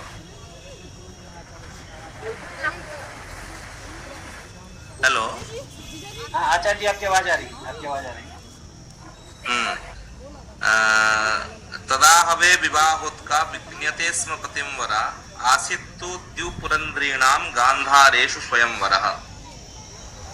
तो उस युद्ध के समय, मतलब ऐसा जब परिवेश होने लगा, ये राजा वहां गए, यादवों के आने की खबर सुन के जब ये गए, तो वहां एक युद्ध का जब परिवेश हुआ तो विवाहोत्का पतिंवरा गांधार कन्या, गांधार पतिंवरा स्त्रियः विघ्नते स्म का यहाँ जो हिंदी में यहाँ लिखे है कि उदास होने लगी, लेकिन यहाँ विघ्नते हन धातु से विघ्नते कैसे होगा, ये थोड़ी समस्या हो रही है। एक बार इसको या तो नाम धातु के रूप में अगर विघ्न शब्द से विघ्न इव आचरति ऐसे करके विघ्नति करेंगे तो ये हो सकता है, तब तो विघ्नति स्म पतिंवरा ये होगा। मैं एक चर्चा यहाँ करना चाह रहा हूँ, क्योंकि हन धातु से करेंगे तो विघ्नते नहीं होगा या विघ्नति भी नहीं होगा, है ना। या तो इसको नाम धातु विघ्न शब्द से नाम धातु करके अगर विघ्नते भी नहीं बनेगा हन धातु से, कैसे बनेगा? हन्यते बनेगा फिर, है ना। नहीं बनेगा। तो इसको ये एक उपाय ये कह सकते हैं, अगर विघ्नति स्म पतिंवरा आपके इसमें पाठ में है तो ये एक समीक्षा कर सकते हैं इसमें कि विघ्न शब्द से नाम धातु करके विघ्न, जैसे कृष्ण इव आचरति कृष्णति, परस्मै पद में बनेगा फिर वो नाम धातु। क्यों नहीं बनेगा? अच्छा ठीक है, कोई समस्या नहीं। तो ये ऐसा कह सकते, नहीं तो फिर विघ्न घना नहीं आएगा ना, तब तो अगर धातु से साक्षात। आप यही मान लीजिए कि विघ्न से नाम धातु बना करके विघ्नति इसको ठीक। तो आहवे विवाहोत का विघ्नति स्म प्रतिमवरा आसित तो द्युपुरंद्रीणाम गांधारेषु स्वयंवरः।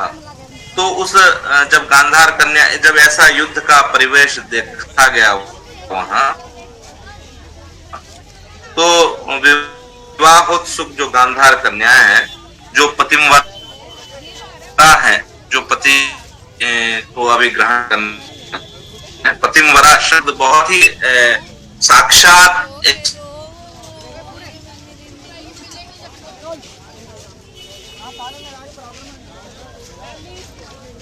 मैं लिमोसिन पकड़ के लेने पड़ेगी वही सामान ले ली और लगे तो वही सामान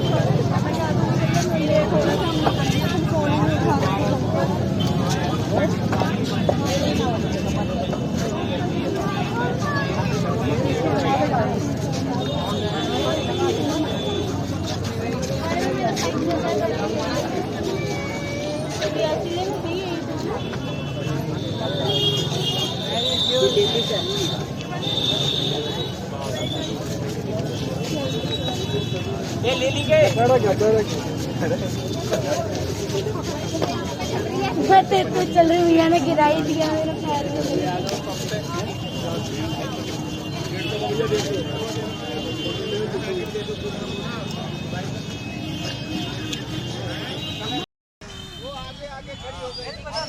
और ऊपर क्या कर सकते हैं, विवाह हो तो ताह, वो तो वकार के कारण भी सबका लोप हो जाएगा। पतिमरा को पतिमरा कर लीजिए, कोई दिक्कत नहीं है।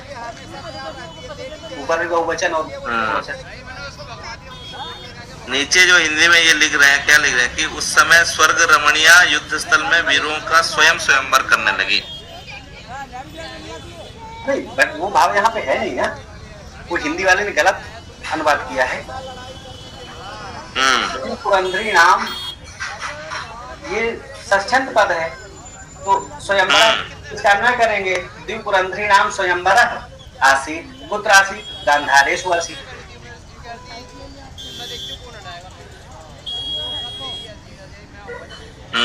तो फिर वो विज्ञति स्म फिर कैसे होगा, जब वो स्वयंवरः गांधारेषु द्विपुरंदरीणाम आसीत,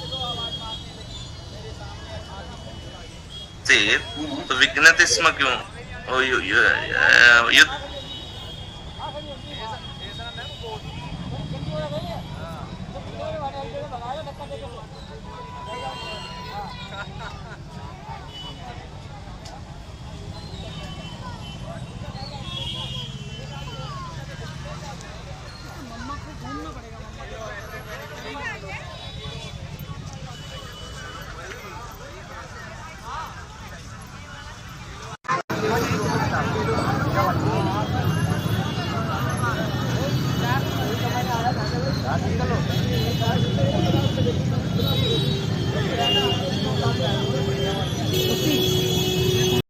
करके ही हमें करना पड़ेगा।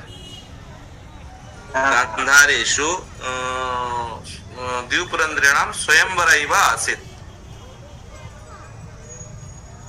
लेकिन ऊपर वाली पंक्ति से नीचे वाली पंक्ति का कोई संबंध कैसे बैठेगा।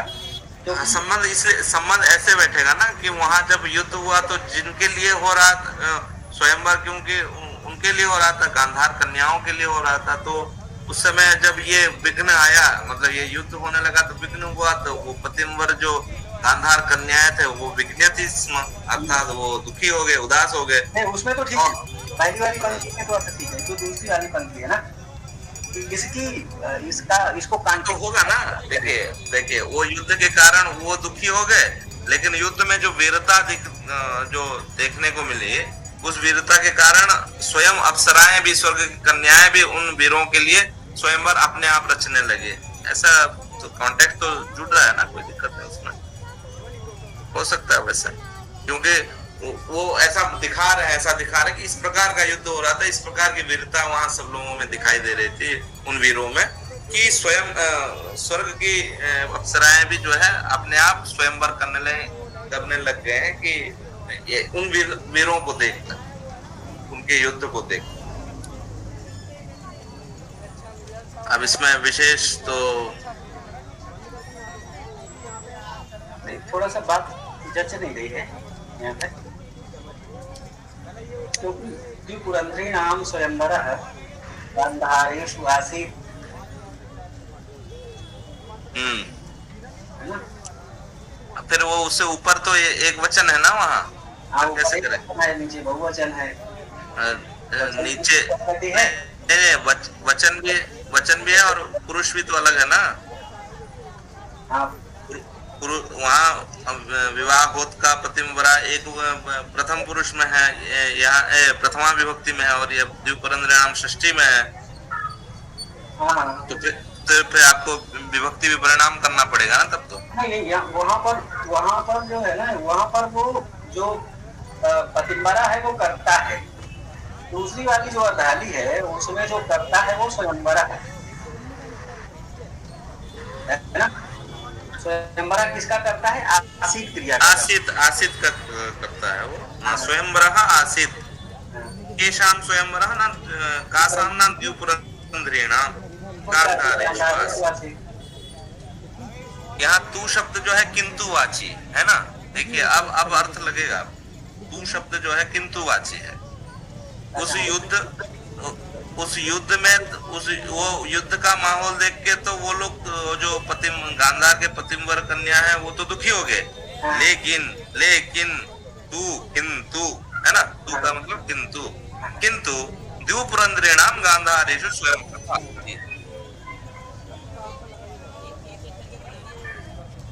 वो स्वर्ग की जो अप्सराएं हैं वो गांधार में क्यों आएंगे स्वयंवर करने? उनके यहाँ तो देवता अच्छे हैं। कारण नहीं बनता ना उनके खाने का गांधार में। वो क्यों आएंगे जहाँ पर गोलियां चल रही हो, तलवारें चल रही हैं? यहाँ क्यों आएंगे? और गांधार नरेश क्यों होस्टिंग करेंगे उनके लिए? अच्छा सर, एक बार अगला वाला पद देखिए तो शायद कुछ इसका निष्कर्ष निकले। एक बार ठीक है। तदा क्रांता सुहृद चक्रः सचक्रायुध संगरे चक्रधारा ध्वना धीरस चक्रवर्ती दिवम ययो। बोला कि तदा क्रांत सुहृद चक्रः तदा आक्रांत सुहृद चक्रः। सुहृद ही है ना वहाँ? मुझे थोड़ा ये पीडीएफ ठीक से दिखाई नहीं देता। सुहृद है, मित्र वाला है। सुहृद चक्र। तदा आक्रांत सुहृद चक्रः, मतलब वो चक्रव्यूह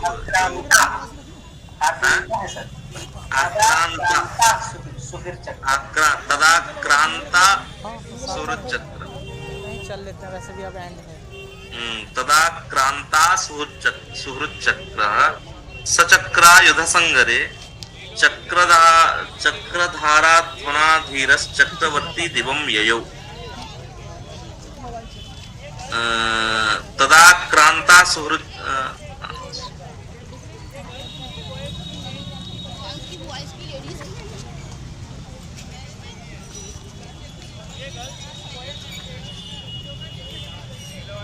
एक पद ही है ना वो? ये कैसा है? ये पीडीएफ मुझे ठीक से दिखाई नहीं दे रहा है। जो तदा क्रांता होना एक ही पद है, हाँ? एक ही पद है। तदा क्रांता सुहृद चक्र एक पद है, और नीचे चक्रधारा ध्वना ये भी एक पद है।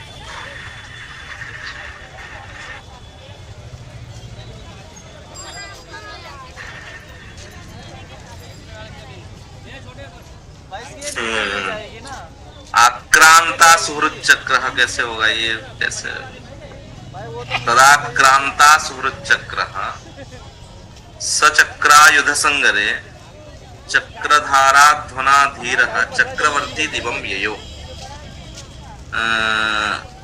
तदाक्रांता सुहृद, यहाँ नीचे हिंदी में तो ये लिख रहे हैं कि तब वो चक्रवर्ती राजा शत्रुओं की चक्र पंक्ति द्वारा परावृत चक्रधर के चक्रधारापथ गति द्वारा उस सम्रांगण में गमन किया। आक्रांता सुहृद चक्र तदाक्रांता सुहृद चक्र, ठीक से लग नहीं रही है। तदाक्रांता सुहृद चक्र सच, क्या बोल रहे? हेलो, हरिओम। हरिओम। तदाक्रांतासु ऋत चक्रम, ऐसे ऋत चक्र ऐसा नहीं हो सकता? आक्रांतासु आक्रांतासु ऋत चक्र, ऋत चक्र नहीं है यहाँ तो।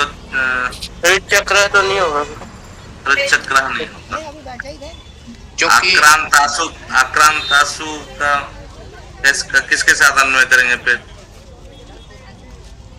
ये सेनाओं के लिए आ रहा होगा।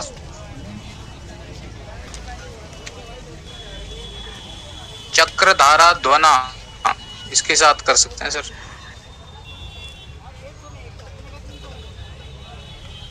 ना चक्र का फिर कोई उसमें मतलब सही मीनिंग नहीं आएगा ना। चक्र में कैसे वो आक्रांत हो, ऐसा ठीक से मीनिंग नहीं आएगा उसमें। यहाँ सूर्य चक्र का मतलब है वो चक्र पंक्ति, जो चक्रव्यूह जिसको बोलते हैं। इस प्रकार से जो सेनाएं घिरी हुई है, उस घिरी हुई सेना में आक्रांत हुए वो चक्रवर्ती, ऐसा अर्थ है।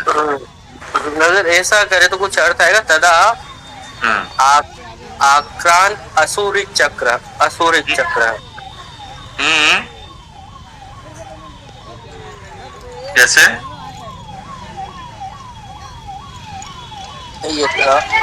आक्रांत असुरित, असुरित चक्र, असुहृत। हाँ, ये असुहृत कह सकते, क्योंकि वो सुहृत चक्र तो है नहीं, वो तो शत्रु है, वो सुहृत तो है नहीं वो। हाँ, शत्रु जो सैन्य है उस पर। असुहृत मतलब शत्रुओं के चक्र में आक्रांत। फिर भी तो प्रथमांत कैसे बनेगा सर वो? आक्रांत प्रथमांत पद कैसे बनेगा? कैसे नहीं बनेगा? स है ना, आक्रांत। आक्रांत फिर तो होना चाहिए ना कत प्रत्यांत। तो समझ नहीं, यहाँ पे कर्मधारय समास हो गया है ना निहाल जी। आक्रांत शब्द त प्रत्यांत शब्द है ना सर। आक्रांत शब्द जो है त प्रत्यांत शब्द है ना, वो उसका समास हो गया। यहाँ पे विभक्ति नहीं है, विभक्ति नहीं है तो आवश्यकता, विभक्ति की आवश्यकता नहीं है ना यहाँ। समास हो गया, समास हो गया, समास हो गया तो विभक्ति की आवश्यकता नहीं है। ये ठीक है, ये अर्थ भी सही होगा। असुहृत चक्र, क्योंकि वो तो सुहृदों के चक्र तो नहीं है, और जो चक्रव्यूह है या वो जो सेनाओं की जो पंक्ति है, चक्र पंक्ति है, वो तो विरोधियों का है। तो असुहृत चक्र, ये ठीक, ये सही लग रहा है। तदा आक्रांत असुहृत चक्र, आक्रांत असुहृत चक्र सह। अच्छा, नीचे वाली जो लाइन है चक्रधारा ध्वना, इसका वो उसी का है, उसी का ही विशेषण। चक्रधार के अध्वनि, चक्रधारा ध्वना, मतलब चक्रधारा ध्वना, चक्रधारा ध्वना, चक्रधारा है ना वो, या धारा क्या है? चक्रधारा ध्वना एक पद है, तो अध्वना का प्रातिपदिक अध्वन मानेंगे तृतीयांत, वो अध्वन ही है। नहीं, मैं बोला कि वो धारा ही है या घारा है, मैं बोला यहाँ ध नहीं पता चला इसलिए। नहीं, हमारे पीडीएफ में तो धा दिख रहा है, धा धनुष। मेरे में पूरा मिला दिया है, ख लग रहा है। चक्र धा ही होना चाहिए वैसा लगे। नहीं, धा ही मानिए, धा ही हमारे में। चक्रधारा ध्वना, अध्वन शब्द ही है वो, अध्वन चक्रधारा ध्वना समास हो गया तो हाँ। तो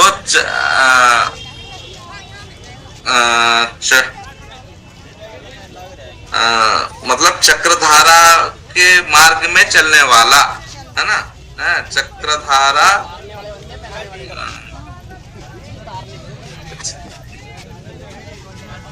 चक्रधारा के रास्ते से यानी तलवार के रास्ते से वो जो धीर था, चक्रवाती धीर था, वो शब्द चला गया है ना।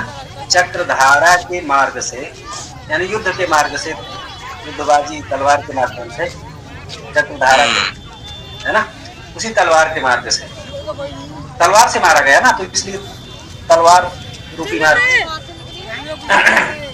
उस चक्रायुद्ध संगर युद्ध में वह स्वर्ग को चला गया, यानी स्वर्ग को चला गया, वो जो उसका गोनंद का बेटा दामोदर। अच्छा, इस दामोदर को किन लोगों ने, यादव ने मारा होगा या गांधार के राजाओं ने भी मारा होगा? नहीं, वो तो अब तो उनके साथ लड़ रहे हैं ना, वो तो वो जो ऋषि हैं यादव है उन्हीं के साथ लड़। अभी जो हम पीछे कल्पना कर रहे थे कि ये जो यादव लोग जा रहे हैं गांधार, तो ये कश्मीर के निकट है, ये क्या है? वस्तुतः ये जो यात्रा हो रही है ये गांधार की सीधी हो रही है, और ये जो गोनंद का, ये सीधे सीधे गांधार है ना।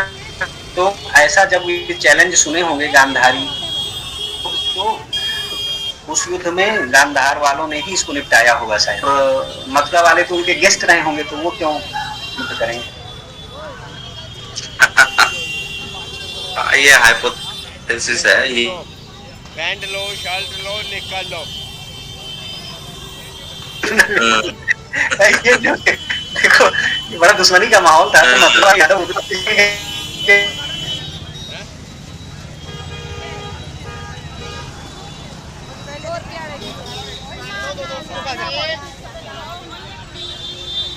अंकल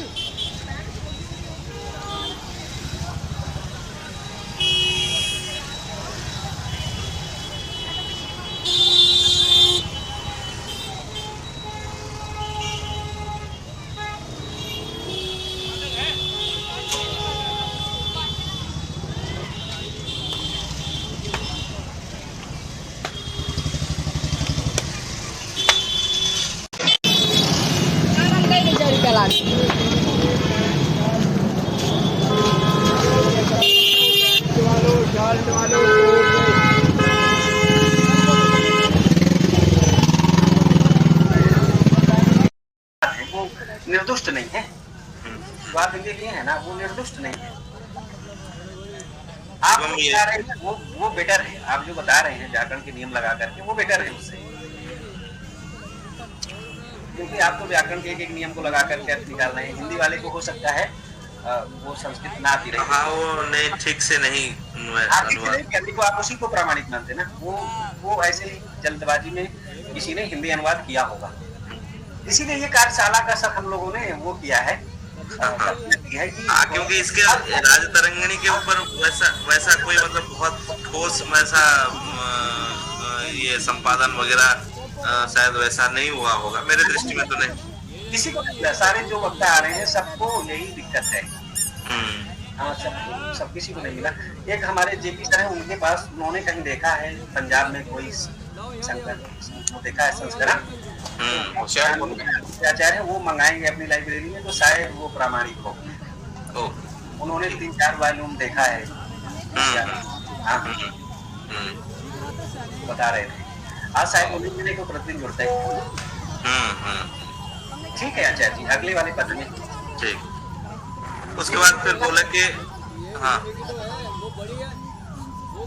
अब आगे बोल रहे हैं कि अंतर्वर्तनीम तस्य पत्नीम तदा यदकुलोद्वह राज्ये यशोवतीम नाम द्विजैः कृष्णोभ्यसेचयत्।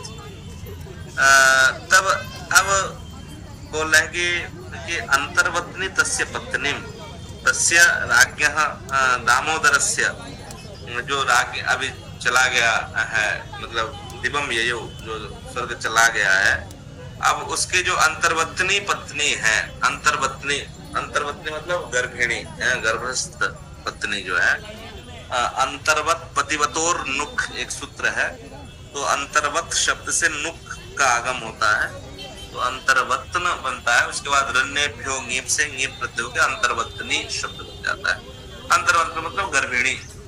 तो अंतर्वतनीम तस्य पत्नीम तदा यदुकुलोद्वह यदुकुलोद्वहति यदुकुलम वहति इति यदुकुलोद्वह कहा न श्री कृष्ण अंतर्वत्नीम तस्य पत्नीम तस्य दामोदरस्य अंतर्वत्नीम पत्नीम तदा यशो सा पत्नी का न यशोवतीम नाम द्विजैः कृष्णः अभ्यसेचयत्। अब श्री कृष्ण जो है ब्राह्मणों के द्वारा, द्विजों के द्वारा वो जो अंतर्वत्नी पत्नी यशोवती थी उसका जो है वो अभिषेक कर रहे हैं, उसका अभिषेक कर रहे हैं, क्योंकि अब वो चला गया है, मर गया, तो अब युद्ध के बाद अब कृष्ण के द्वारा अंतर्वत्नी पत्नी का जो है अभिषेक कराया जा रहा है, द्विजों के द्वारा कराया जा रहा है। पत्नी का नाम यशोवती। अंतर्वत्नीम तस्य पत्नीम तदा यदकुलोद्वह राज्ये यशोवतीम नाम द्विजैः कृष्णोभ्यसेचयत्। अभ्यसेचयत् सिच धातु है, अभी उपसर्ग पूर्वक सिच धातु है, तो अभ्यसेचयत् लगाया आपने ये कृष्ण ने अभिषेक कराया किनके द्वारा ना द्विजैः ब्राह्मणों के द्वारा कराया, किनका ना यशोवतीम। आपने जितना बोला उतना ही लगा दिया। अंतर्वत्नीम पत्नीम तस्य पत्नीम तस्य दामोदरस्य पत्नीम अंतर्वत्नीम पत्नीम द्विजैः कृष्णः अभ्यसेचयत्, उनका अभिषेक कराया, राज्य में अभिषेक कराया। तस्मिन् काले स्वसचिवा कृष्ण का विशेषण दिया ना इसमें, क्या बोले? उसको भी शामिल कर दीजिए। हाँ क्या बोले? जो 70वां जो पद है ना उसमें पद आया है यदुकुलोद्वह, इसका कृष्ण के साथ करेंगे, कृष्ण के साथ। हाँ यदुकुलम उद्वहति है, हाँ यदुकुलम उद्वहति मतलब यदुकुल को जो ठीक से धारण किए हैं, जो उनका संरक्षण करते हैं, वैसे कृष्ण धारण करने वाले कृष्ण ने ब्राह्मण उसका कृष्ण अभ्यसेचयत्। यदुकुलोद्वह कृष्णः द्विजैः अभ्यसेचयत्, ब्राह्मणों के द्वारा उसका अभिषेक किया, उनका अभिषेक किया। कृष्ण का वो विशेषण बनेगा। हाँ जी बिल्कुल बिल्कुल। यदुकुल को धारण करने वाले। अच्छा, इसका मतलब कृष्ण ने यहाँ पर बड़ा अच्छा दार्ता का परिचय दिया। यद्यपि उसके पति ने वहाँ पर तो कृष्ण के लोगों को मारने के लिए गया था, लेकिन उसकी पत्नी को उन्होंने अभिषेक कराया। अभिषेक करा दिया। बढ़िया है, कृष्ण का काम बढ़िया है। कृष्ण तो हमेशा बढ़िया ही है। एक तो बेचारी अपने पति से हाथ धो बैठी और कुछ तो जितना कृष्ण कर सकते थे किए। अभी कितने बच्चे सर आपके? अभी 2 बच रहे हैं, 9 तो बच गए लग रहा है। हाँ सर, उनको भी कर दीजिए, उनको भी कर दीजिए। हाँ ठीक है। तस्मिन् काले स्वसचिवान सासुयान, ये मुझे ठीक से ये देखिए, मुझे सासुयान क्या है? तस्मिन् काले स्वसचिवान सासुयान क्या है आगे? सासुयान विन्यवीवरत। विन्यवीवरत। हाँ ओके, हाँ ठीक है, ठीक है। तस्मिन् काले स्वसचिवान सासूयान विन्यवीवरत। उस समय जब ये देखा, जब कृष्ण ने वो यशोवती का वहां अभिषेक कराया, तो उसके जो सचिव हैं, अन्य मंत्रिमंडल हैं, वो बड़े क्रुद्ध हो रहे हैं, क्योंकि ये तो हमारे खिलाफ आया था उसका पति है, और उसका फिर उसकी पत्नी का आप कैसे मतलब कर रहे हैं। तो स्वसचिवान, वो कैसे हैं सचिव, वो जो कृष्ण के सचिव हैं, मतलब मंत्रिमंडल हैं, सचिवगण हैं, वो कैसे ना सासूयान, वो असूया युक्त हैं, वो द्वेष युक्त हैं, कि कैसे हमारे खिलाफ आया हुआ जो राजा दामोदर था, उसके पत्नी का कैसे आप अभिषेक करा रहे हैं। ऐसे मन में असूया रखने वाले जो सचिव हैं, उनके अभिवरत,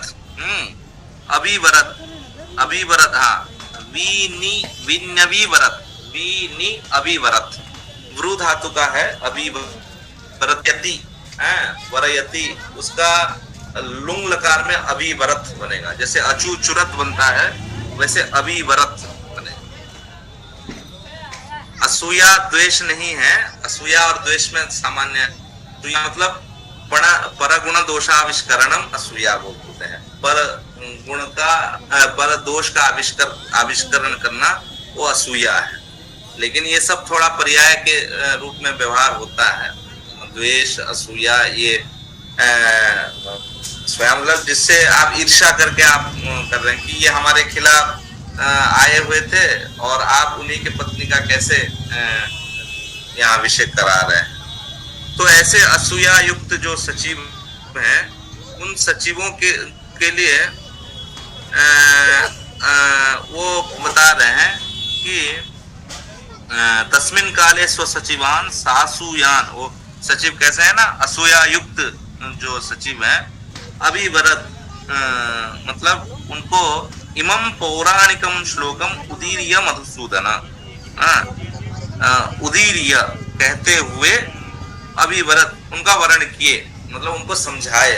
अभिवरत का मतलब यहाँ वर्ण करना अथवा उनको समझाना, उनको ये पौराणिक श्लोक बोलते हुए, पौराणिकम श्लोकम उदीर्य, उदीर्य कहते हुए, मधुसूदन कृष्ण स्वसचिवान असूय युक्तान स्वसचिवान अभिवरत, उनको वर्ण किए, उनको मतलब अपने और आकृष्ट किए और मतलब उनको समझाए। ये अर्थ में यहाँ अभिवरत, वृ धातु का ही प्रयोग है, वरयति, उसका लुंग लकार का प्रयोग है अभिवरत। तो वी उपसर्ग पूर्वक अभिवरत, ऐसा है, विन्यवीवरत। तस्मिन् काले स्वसचिवान सासूयान विन्यवीवरत इमं पौराणिकम श्लोकम उदीर्य मधुसूदनः कृष्णः इमं पौराणिकम श्लोक, आगे इमम, आगे क्योंकि सन्निकृष्ट है आगे, इसलिए इदम शब्द का प्रयोग कर रहे हैं कि इमं पौराणिकम श्लोकम उदीर्य कहते हुए, तान स्वसचिवान असूय युक्तान सचिवान तस्मिन् काले अभिवरत, उनको वो अपने और आकृष्ट किए, वर्ण किए। क्या बोल रहे हैं कि कि कश्मीराः पार्वती तत्र राजा ज्ञेय शिवांशजः नावज्ञेय सदुष्टोपि विदुषा भूतिमिच्छता। उनको अब समझा रहे हैं पुराण के उदाहरण देते हुए, जो असूया युक्त उनके सचिव जो थे यादवों के, उनको मधुसूदन इस पौराणिक श्लोक के द्वारा समझा रहे हैं कि कश्मीराः पार्वती, जो कश्मीर में जो रहते हैं, जो स्त्री रहते हैं, वो पार्वती सदृश। कश्मीराः पार्वती तत्र राजा ज्ञेयः शिवांशजः, और जो राजा है वो शिव के अंशज है, अंश से जात है, शिवांशजः, शिवस्य अंशः शिवांशः ततः जातः शिवांशजः।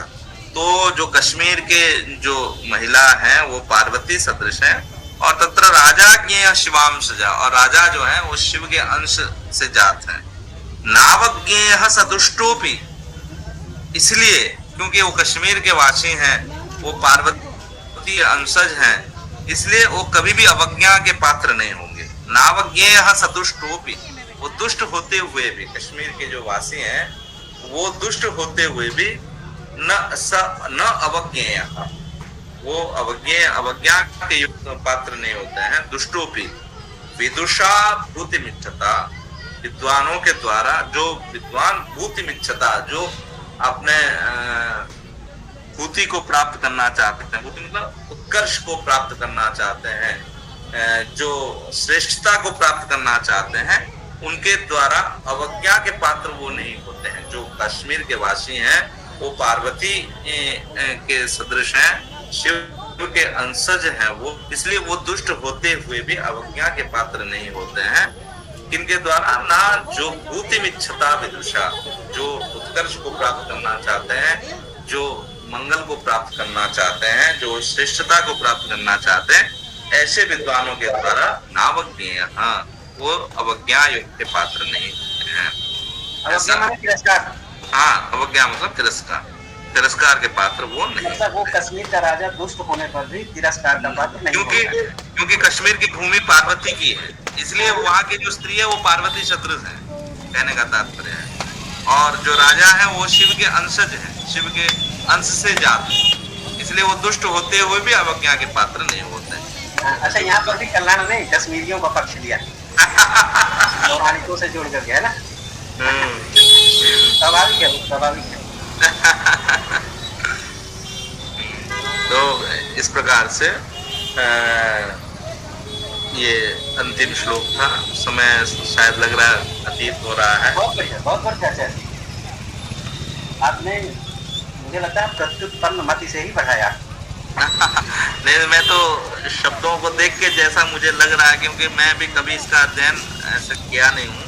सामान्य रूप से कहानी सब तो सुने हैं, पर ऐसे पंक्तिशः कभी अध्ययन नहीं किया। जैसे आप बोले तो पंक्तियों को देख के अर्थ जैसे, तो जितना मुझे समझ में आया और जितना मेरा अध्ययन है, इसी हिसाब से आपके सामने प्रस्तुत किया। इसमें कई सारे त्रुटियां हो सकती हैं, आप लोग प्रबुद्ध व्यक्ति हैं, आप लोग आप तो विषय से बहुत धन्य विद्वान हैं। आप आए, बहुत प्रेरणा मिली हम सबको, बहुत ऊर्जा मिली, और आपने इतना सुंदर व्याख्यान दिया, आपका बहुत बहुत धन्यवाद है। अच्छा, किसी का कोई प्रश्न हो विमर्शात्मक या अदरवाइज? आचार्य प्रियव्रत मिश्र सर बोलना चाहिए आपको, प्रियव्रत मिश्र, है ना? हाँ, प्रियव्रत के लिए कोई प्रश्न हो तो पूछ सकते हैं, नहीं तो फिर हम एक मतलब साधारण प्रश्न ही है। जैसे तभी आपने, चूंकि मैं संस्कृत की नहीं हूँ अध्येता, लेकिन अनुवाद से हूँ, अभी तो थोड़ा थोड़ा समझता है, उस अनुसार पूछ रही हूँ कि असूया जब आपने कहा कि द्वेष के लिए प्रयुक्त होता है, तो सुबह ही कहीं मैं कोई श्लोक पढ़ रही थी, तब भी असूया आया था। तो वो असूया साधारण तौर पर क्या अर्थ लिया जाए? असूया का लक्षण शास्त्र में बताया गया, परदोषाविष्करण, दूसरे के दोष का आविष्कार मतलब बताना। वो अरे उसमें ये कमी है, उसमें ये कमी है, दूसरों के कमियों को बताना असूया कहलाता है। लेकिन ये ईर्षा, असूया इत्यादि जो शब्द हैं, द्वेष, ये सब सारे लगभग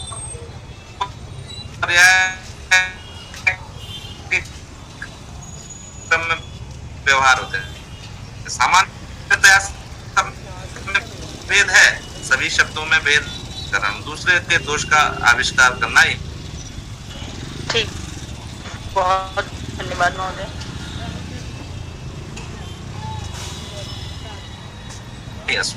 सर एक बात मैं भी कहना चाहता हूँ। सर ये बीच में एक डिस्कशन चल रहा था श्लोक संख्या 68 में, जो विघंति सम पतिन्वरा जो उसमें आया था, तथा हवे विवाहोत्का विघंति सम पतिन्वरा। तो सर इसमें जो मतलब मेरा एक परसेप्शन है अपना, जो मैं थोड़ा सा समझ पाया हूँ कि जो बेसिकली जो इसमें विघनवती जो इसमें शब्द का इसमें किया गया है, इनकॉर्पोरेट किया गया है, ये जो है जो मुझे लग रहा है वो इस वजह से है कि जो स्वयंवर है, वो स्वयंवर तो बेसिकली एक किसी एक वधु के लिए है ना, मतलब बहुत सारे कन्याएं नहीं है भाई। गंधार नरेश जो थे उन्होंने जो है स्वयंवर बुलाया, तो वो स्वयंवर जो है एक वधु के लिए बुलाया। तो यानी वो हमने चर्चा कर ली, वो तो हमने चर्चा कर ली कि इसमें तो एक वचन का प्रयोग तो एक ही है, एक ही कन्या है, मान लीजिए एक ही कन्या है। हाँ जी आचार्य जी, एक ही कन्या है। तो इसी वजह से वो तो विघ्नवती इसी वजह से आ रही है कि वो उसमें क्या हो रहा है कि बहुत सारे पतिनवर मतलब काफी सारे आ गए ना, मतलब जो बहुत सारे जो क्या बोलते हैं कि उसमें युद्ध का एक मतलब एक हो सकता है कि भाई मेरे को चुना जाए, और मतलब मेरे को वर के रूप में चुना जाए। पति जो हैं, जो राजा बहुत सारे आए होंगे, जिनको इनवाइटेड भी हैं, जिनको बुलाया भी गया और जिनको नहीं बुलाया गया, तो उसमें एक इस वजह से विघ्नवती शब्द इसमें शायद रखा गया है। यहाँ विघ्नति शब्द का अर्थ है कि विघ्न को प्राप्त किए, है ना, विघ्न का अनुभव किए, क्योंकि वो तो स्वयंवर चल रहा था और बीच में ये युद्ध करने पहुंच गए, तो वो तो विघ्न का अनुभव कर रहे हैं वो, क्योंकि स्वयंवर के समय में युद्ध हो रहा है। तो ऐसे समय में वो पतिव्रता विवाह उनका विघ्नति मतलब विघ्न का अनुभव कर रही हैं, कष्ट अनुभव कर रही, उदासीन हो रही है, ये अर्थ है। जी हाँ, हो गया। तो प्रश्न का उत्तर मिल गया। अच्छा, अब जो है अब हम इन दो जबरदस्त और बहुत ही ज्ञानवर्धक दो वक्ताओं के उद्बोधन के बाद अब हम अध्यक्षीय उद्बोधन के लिए आदरणीय प्रोफेसर हरविंदर कौर मैम के पास चलते हैं। मैम, अब आप अपने अध्यक्षीय उद्बोधन से हम सबको हितार्थ करेंगे। डॉक्टर हरविंदर। मेरी आवाज आ रही है सर? हाँ जी मैम, आपकी ध्वनि आ रही है। आपका बहुत बहुत धन्यवाद मोहतरम गोपाल जी। आदरणीय मंचस्थ अतिथिगण, सभी संस्कृत अनुरागी शिक्षक वृंद एवं प्रिय विद्यार्थियों, आप सभी को मेरा नम्र अभिवादन। संस्कृत उन्नयन सभा नई दिल्ली द्वारा आयोजित ऑनलाइन 10 दिवसीय राष्ट्रीय कार्यशाला राज तरंगिणी का ग्रंथीय अध्ययन में मैं आप सभी का हार्दिक वंदन एवं अभिनंदन करती हूँ। आज यहाँ अध्यक्ष के रूप में उपस्थित होकर स्वयं को सौभाग्यशाली मानती हूँ कि आपने मुझे इस महत्वपूर्ण कार्यक्रम का न केवल हिस्सा बनाया, अपितु आधुनिक दृष्टिकोण से, आधुनिक नहीं कहूँगी, सभी दृष्टिकोण, साहित्यिक, व्याकरणिक और ऐतिहासिक दृष्टिकोण से कश्मीर के गौरवशाली इतिहास को राज तरंगिणी के माध्यम से आत्मसात करने का अवसर प्रदान किया। कश्मीर इतिहास का वर्णन करने वाला यदि कोई प्रामाणिक ग्रंथ है तो वह महर्षि कल्हण की राज तरंगिणी है। कल्हण ने अपनी स्तुति के माध्यम से कश्मीर का प्रारंभिक इतिहास हमारे सामने एक साक्ष्य के रूप में रखा, जो हमारी सांस्कृतिक विरासत को भी गहराई से समझने का एक अवसर प्रदान करता है। राज तरंगिणी ग्रंथीय अध्ययन के अंतर्गत मैं ये समझती हूँ कि यह एक बहुआयामी ग्रंथ है, जो न केवल एक ऐतिहासिक धरोहर के रूप में जाना जाता है, बल्कि देखा जाए तो इसमें साहित्यिक पक्ष, सामाजिक और सांस्कृतिक जो भी प्रमाण है वो इस ग्रंथ में हमें उपलब्ध होती है। यह ग्रंथ आधुनिक काल में इतिहास, राजनीति, सामाजिक, समाज और साहित्य के अध्ययन के लिए अमूल्य स्रोत है। जब हम भारतीय इतिहास की बात करते हैं तो बहुत कम ऐसे ग्रंथ मिलते हैं जो हमें किसी क्षेत्र का सजीव इतिहास देते हैं।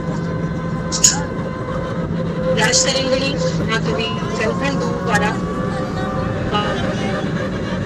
ये तो हम सब जानते ही हैं, और ग्रंथ है इसमें राजाओं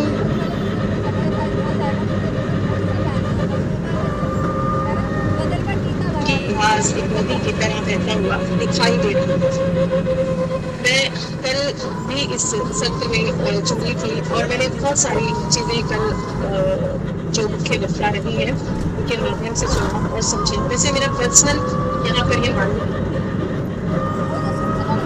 है कि इस ग्रंथ में मतलब बहुत सी ऐसी चीजें हैं जिसका हमें मूल्यांकन करना आवश्यक है, उसे समझना आवश्यक है।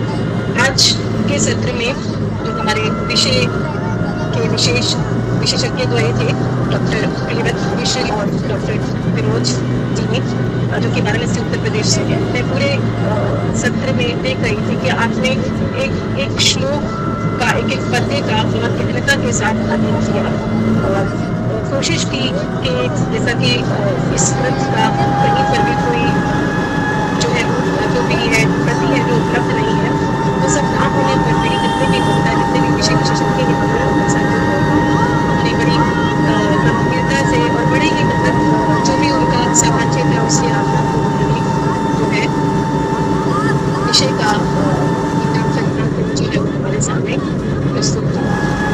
मुझे ये अवसर माधव गोपाल जी ने दिया जिससे उनको भी मेरे पास ये अवसर आया था कि मैं इसे एक शिक्षक के रूप में पढ़ाऊँ। तो उसमें बहुत सारी जब मैं इस ग्रंथ को पढ़ने बैठी तो इसमें बहुत सारी ऐसी बातें थी। मुझे लगता है कि प्रश्न पहले आता है और बाद में हम उत्तर की खोज करते हैं। तो जब मैं इसको अध्ययन करने बैठी सर तो मेरे मस्तिष्क में प्रश्न ही प्रश्न जो है वो लगातार चले जाएंगे।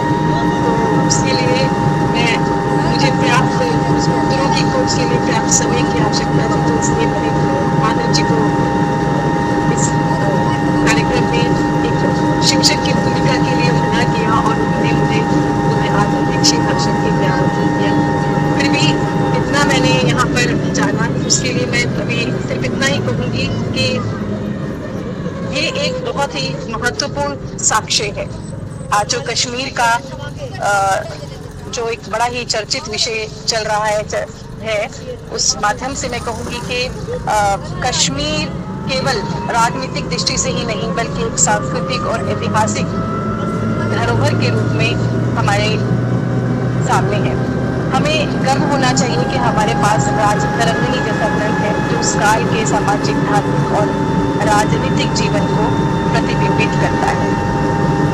मैं हमारे आज के दोनों शिक्षक वृंद का बहुत बहुत धन्यवाद करना चाहती हूँ जिन्होंने पद्य संख्या 61 से 70 तक जो है अच्छी प्रकार से इसका विश्लेषण किया और कार्यक्रम के संचालक कार्यक्रम के संयोजक डॉक्टर घनश्याम यादव जी का हार्दिक धन्यवाद व्यक्त करती हूँ। डॉक्टर माधव गोपाल जी का बहुत बहुत धन्यवाद करती हूँ। आयोजक मंडल सदस्यगण डॉक्टर देशराज जी, डॉक्टर किरण सिंह जी, डॉक्टर श्रद्धा, डॉक्टर चंदन गुप्ता, सुश्री अल्पना गुप्ता जी, आप सभी का बहुत बहुत धन्यवाद कि आपने इस कार्यक्रम का भव्य आयोजन किया।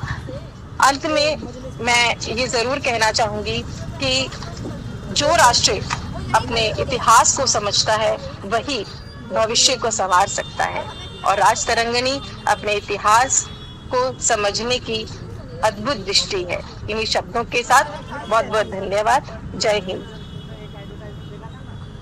बहुत बहुत धन्यवाद मैम आपके आशीर्वचनों के लिए, आपके उत्साहवर्धक शब्दों के लिए आपका बहुत बहुत आभार।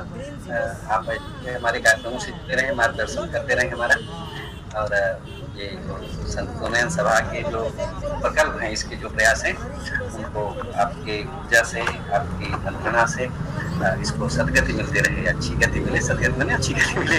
Thank you so much sir. मैं माधव जी ये चाहूंगी कि इस राजतरंगिणी का जब आप व्याकरणिक रूप से वर्णन हो जाएगा जो हमारा ये सत्र चल रहा है, तो उसके बाद आप इसका साहित्यिक पक्ष भी एक बार उठाइएगा। हाँ, साहित्यिक जी, साहित्यिक और ऐतिहासिक और काल गणना से संबंधित जो भी है, क्योंकि कल का जो टॉपिक था वो भी बड़ा इंटरेस्टिंग था कि जिसमें हम एक काल पर आकर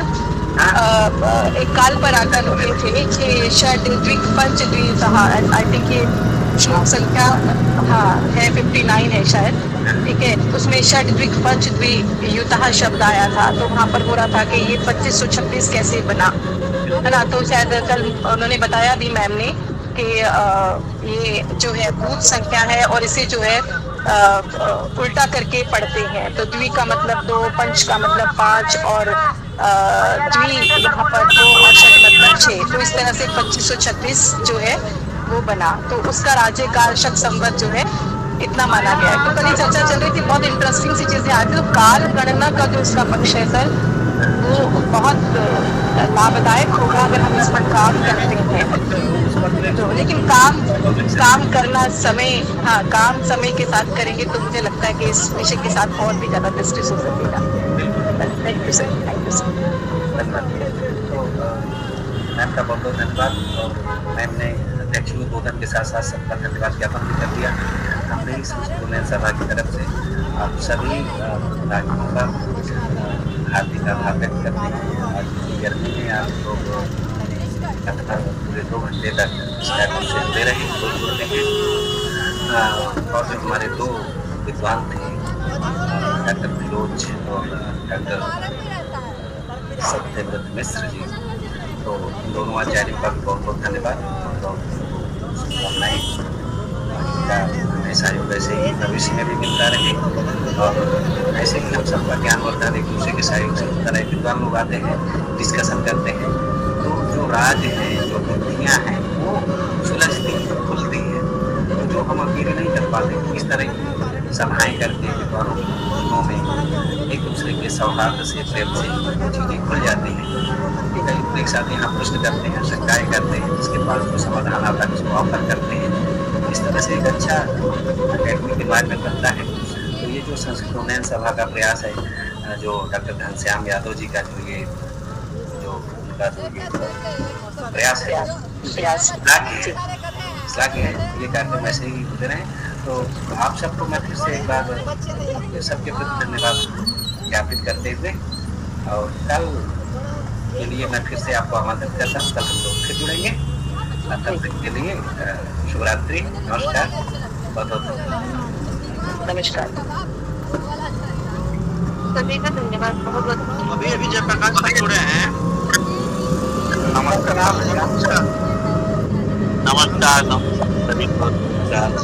हाँ सर, आपकी बड़ी लंबी उम्र है, आपको नहीं याद किया जा रहा था।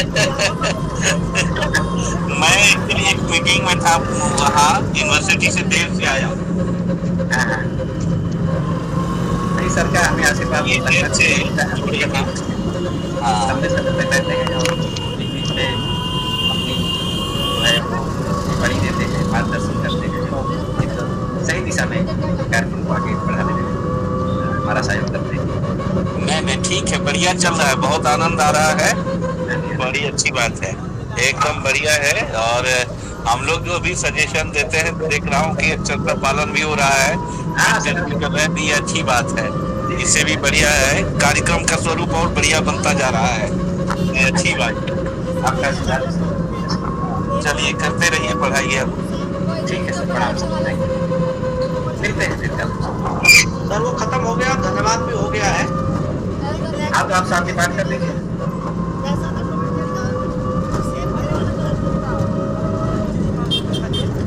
अच्छा वो चले ही गए।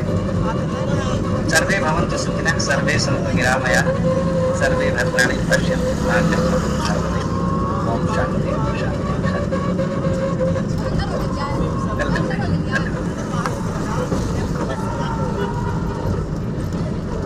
सभी आचार्यों को बहुत बहुत शुक्रिया। सभी आचार्यों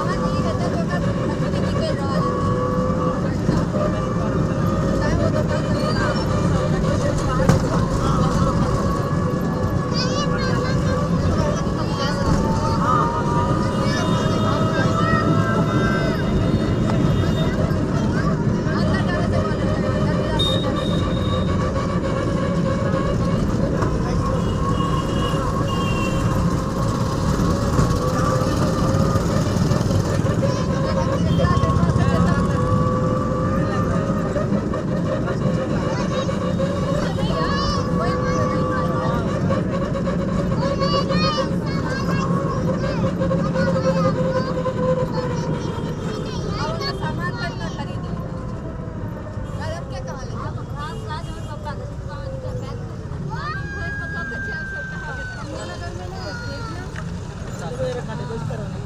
सामने देखा